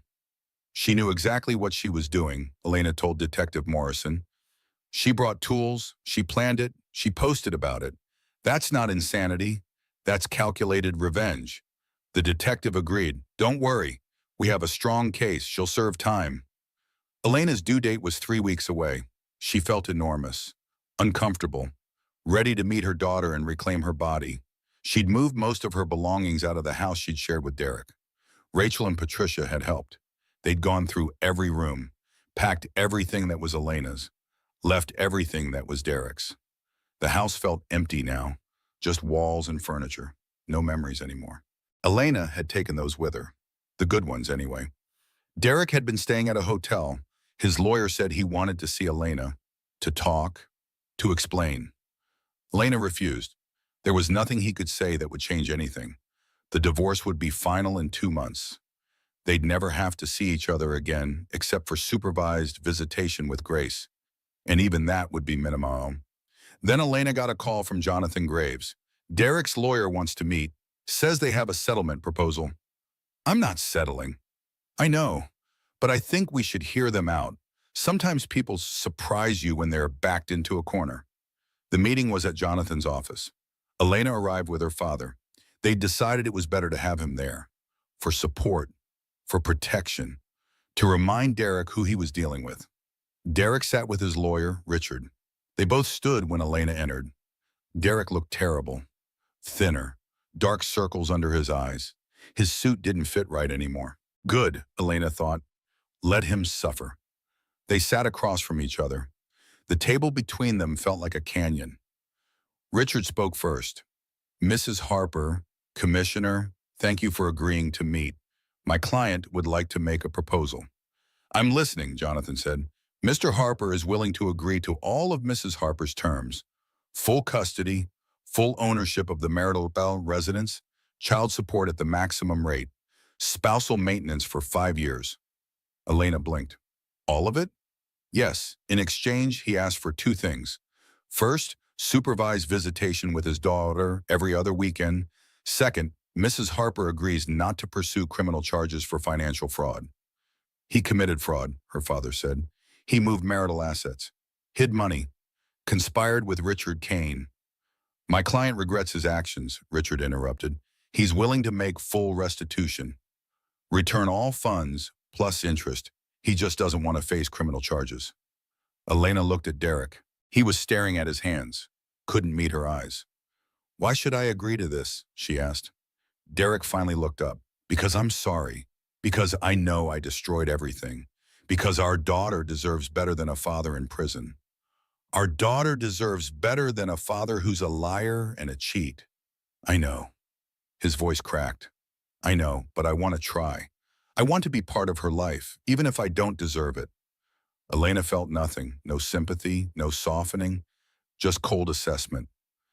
I need to think about it. Of course, Richard said quickly. Take all the time you need. They left. Elena sat in Jonathan's office, staring at the settlement proposal. What do you think? Her father asked. I think he's scared. He knows if the fraud charges go forward, he could lose everything. His license, his business, his freedom. Probably, Jonathan agreed. But that doesn't mean you should let him off the hook. I know.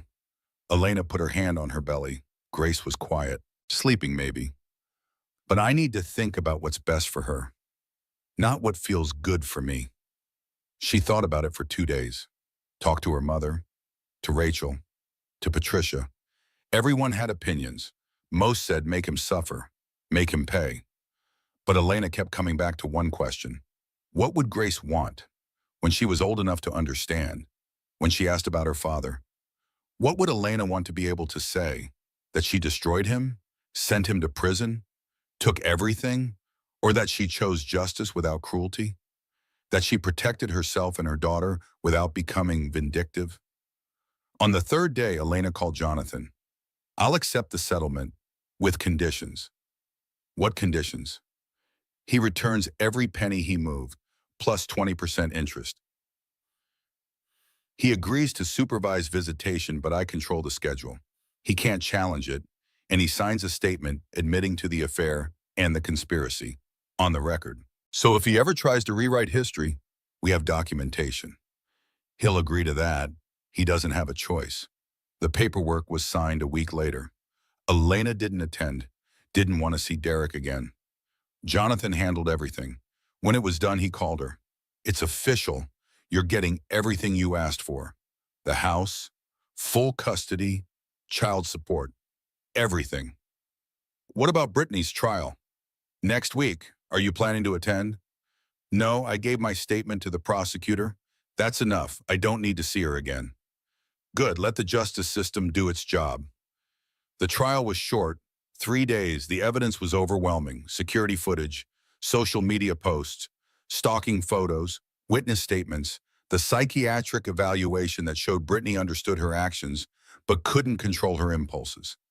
The verdict came back, guilty on all counts. Sentencing was set for 2 weeks later. The prosecutor called Elena with the results. 18 months in county jail, 3 years probation after that. Mandatory therapy, restraining order permanent, and she's required to write a formal apology to you. She doesn't have to, but if she violates any of these terms, the sentence increases to 5 years in state prison. 18 months seems short.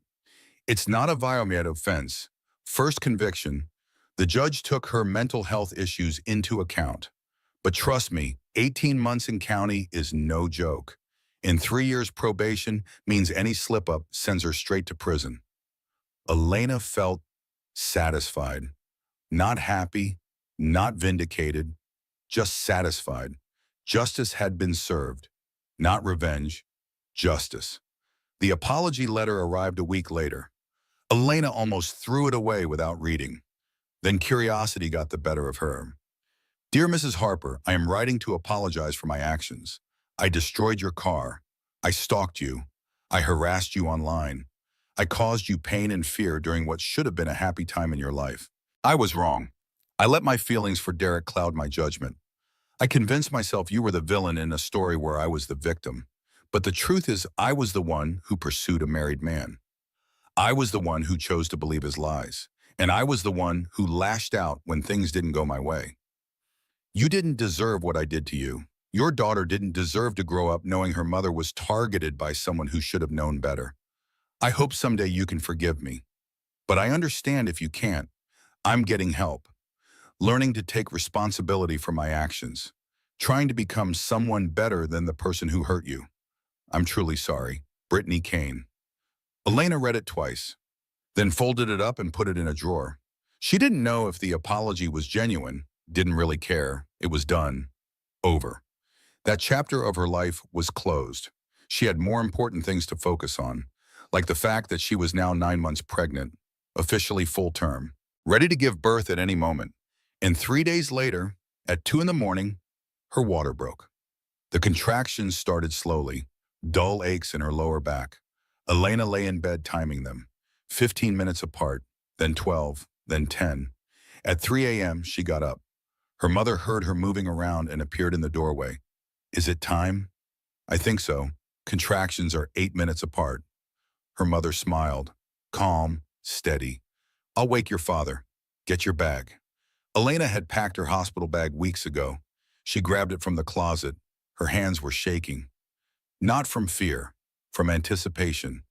Finally, after 9 months, after everything, she was going to meet her daughter.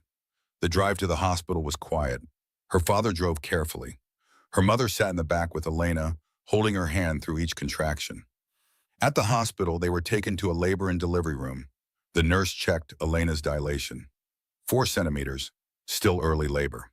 Could be a few more hours, the nurse said cheerfully. First babies take their time. Rachel arrived at 5 a.m., brought coffee for everyone except Elena, who was restricted to ice chips. She sat on one side of the bed, Elena's mother on the other. Where's Dad? Elena asked between contractions. Waiting room. He said some things fathers don't need to see. Elena laughed. Then another contraction hit, stronger this time. She gripped the bed rails and breathed through it. The hours blurred together, walking the halls to help labor progress, sitting on a birthing ball, breathing exercises. The pain intensified, waves of pressure that took her breath away. At 10 a.m., she was 7 centimeters dilated. The contractions were coming every 2 minutes. Long, intense, all-consuming. You're doing great, her mother said. Not much longer now. Elena wasn't sure she could do this. The pain was extraordinary, like nothing she'd experienced. She thought about asking for an epidural. Then another contraction hit, and she couldn't speak. Rachel wiped her forehead with a cool cloth. You've got this. You're so strong. I don't feel strong. That's because you're doing the hardest thing a human body can do. But you're doing it one contraction at a time. At noon, the doctor came in. You're fully dilated, 10 centimeters. It's time to push. Elena's mother squeezed her hand. You can do this, sweetheart. The pushing was worse than the contractions. Every muscle in her body strained. The doctor coached her. The nurses encouraged her. Rachel and her mother held her hands. I can't, Elena gasped. I can't do it. You are doing it, the doctor said. I can see her head. One more push. Elena gathered every ounce of strength she had left, pushed with everything in her, and suddenly, relief. Pressure released. A baby's cry filled the room. It's a girl, the doctor said. A beautiful baby girl. They placed her on Elena's chest. Tiny, perfect. screaming her fury at being born. She had dark hair, Elena's nose, tiny fingers that gripped Elena's thumb with surprising strength. "Hi, Grace," Elena whispered. "I've been waiting to meet you." Grace stopped crying, opened her eyes, dark blue, unfocused, but looking right at Elena. "That's your mama," Rachel said, crying. "She fought so hard for you." The nurses took Grace to clean her up and weigh her. 7 pounds, 4 ounces, 20 inches long, perfect APGAR scores, healthy, strong.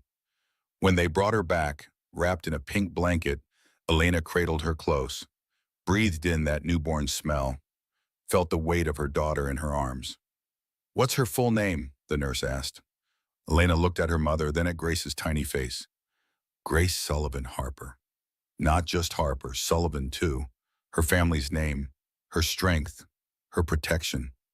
"That's beautiful," the nurse said, writing it down. Elena's father was allowed in once Elena was cleaned up and settled.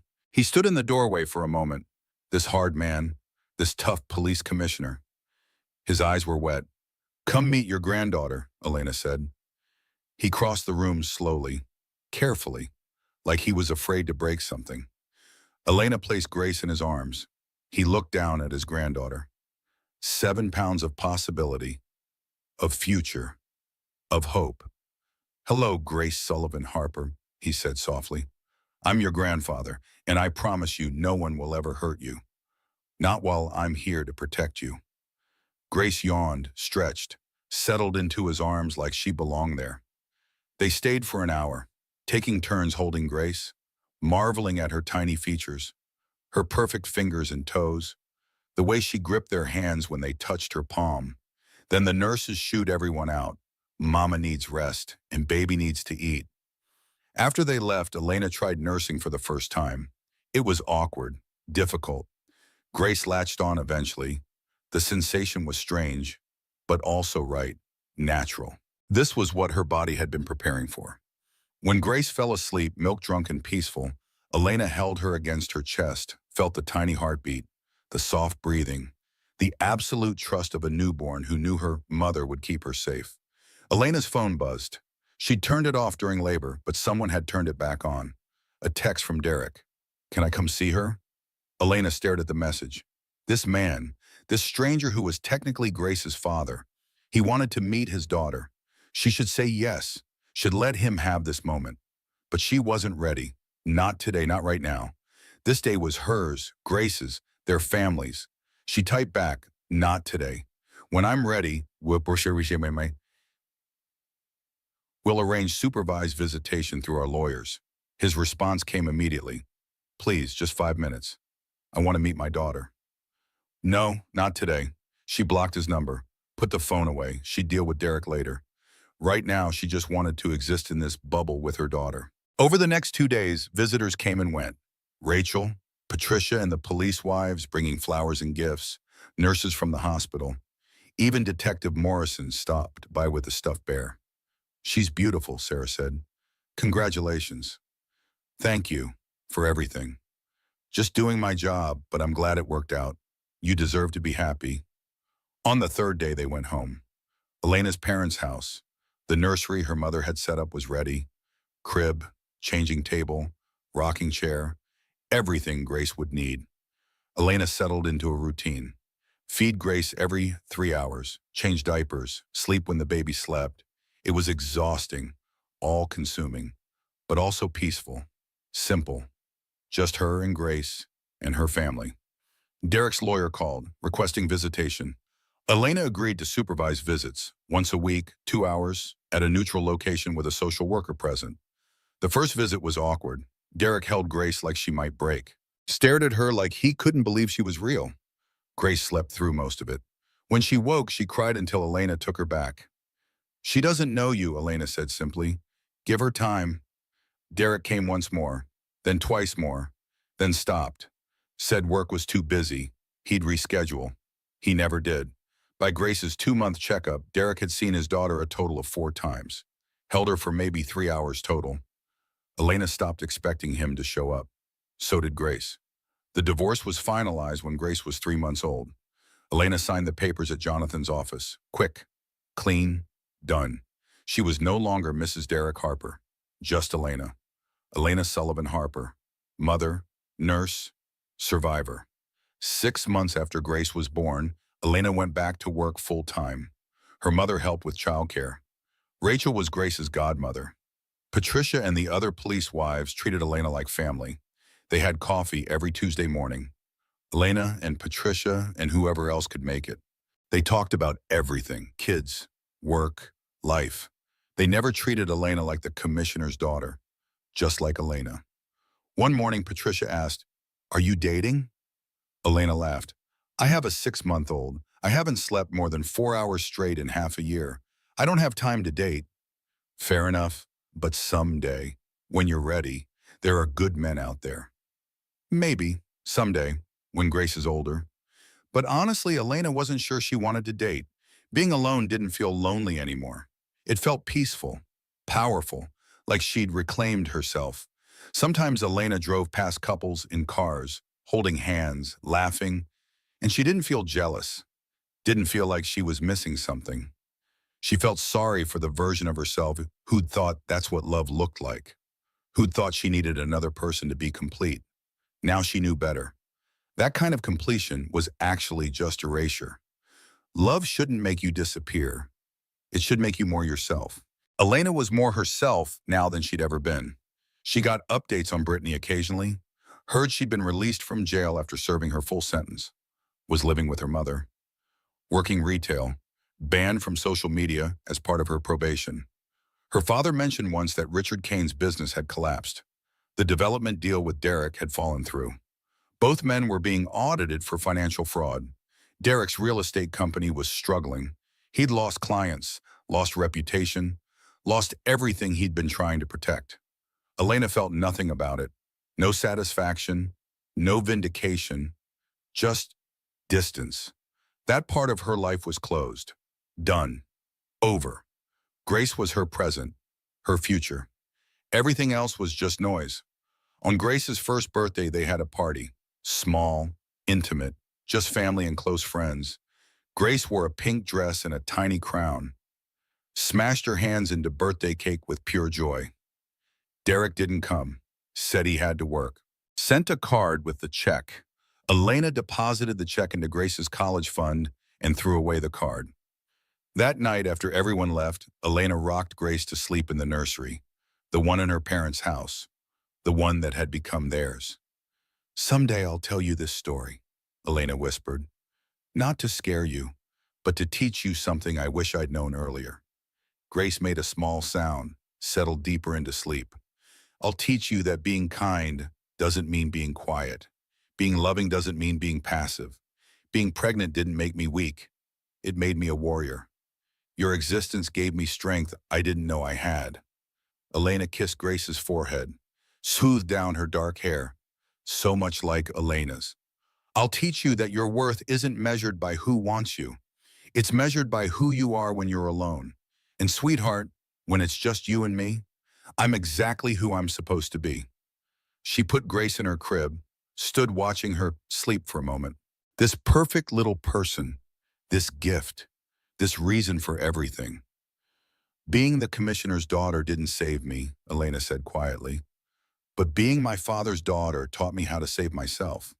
She turned on the baby monitor and left the door cracked open. Went to her own room, got ready for bed. Tomorrow she'd go back to work, drop Grace at her mother's house, see patients, save lives, be a nurse, be a mother, be herself.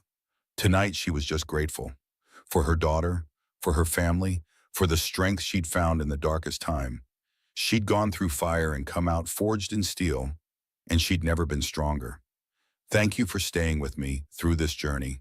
If Elena's story resonated with you, if you've ever felt gaslit or manipulated or made to doubt your own reality, I want you to know something. You're not crazy. You're not overreacting. Trust your instincts. They're usually right. And if you found yourself rooting for Elena, hoping she'd find her strength and protect her daughter, do me a favor. Hit that like button. Let me know this story connected with you. Drop a comment telling me what you thought. Did you see the twist coming?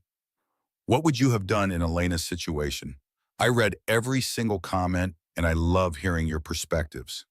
Share this with someone who needs to hear it, someone who's doubting themselves, someone who needs to know that choosing yourself isn't selfish, it's survival. And if you want more stories like this, real stories about real people finding strength in impossible situations, subscribe to this channel. Hit that notification bell because I post new stories every week. Stories about people who refused to be victims, who chose justice over revenge, who found their power when everything seemed lost. Elena's story isn't just about a destroyed car or a cheating husband or a delusional mistress. It's about a woman who discovered that being vulnerable doesn't mean being weak, that asking for help doesn't mean you failed, that sometimes the strongest thing you can do is stand up and say enough. Grace is 3 years old now, by the way, happy, healthy, surrounded by people who love her. Elena went back to school, got her nurse practitioner license. She's thriving. Derek, last I heard, his business never recovered. He sees Grace twice a month, supervised visits. He's still paying child support, still paying for his choices. Brittany completed her sentence. She's in therapy, working on herself. She wrote Elena one more letter last year, a real apology this time. Elena read it, then filed it away. Some chapters are meant to stay closed, but Elena, she's living proof that you can go through fire and come out forged in steel. So if you're going through something right now, if you feel like your world is falling apart, remember Elena's story. Remember that the darkest moments often come right before breakthrough. You're stronger than you know, and you deserve better than settling for people who make you doubt that. Thanks for listening. I'll see you in the next story.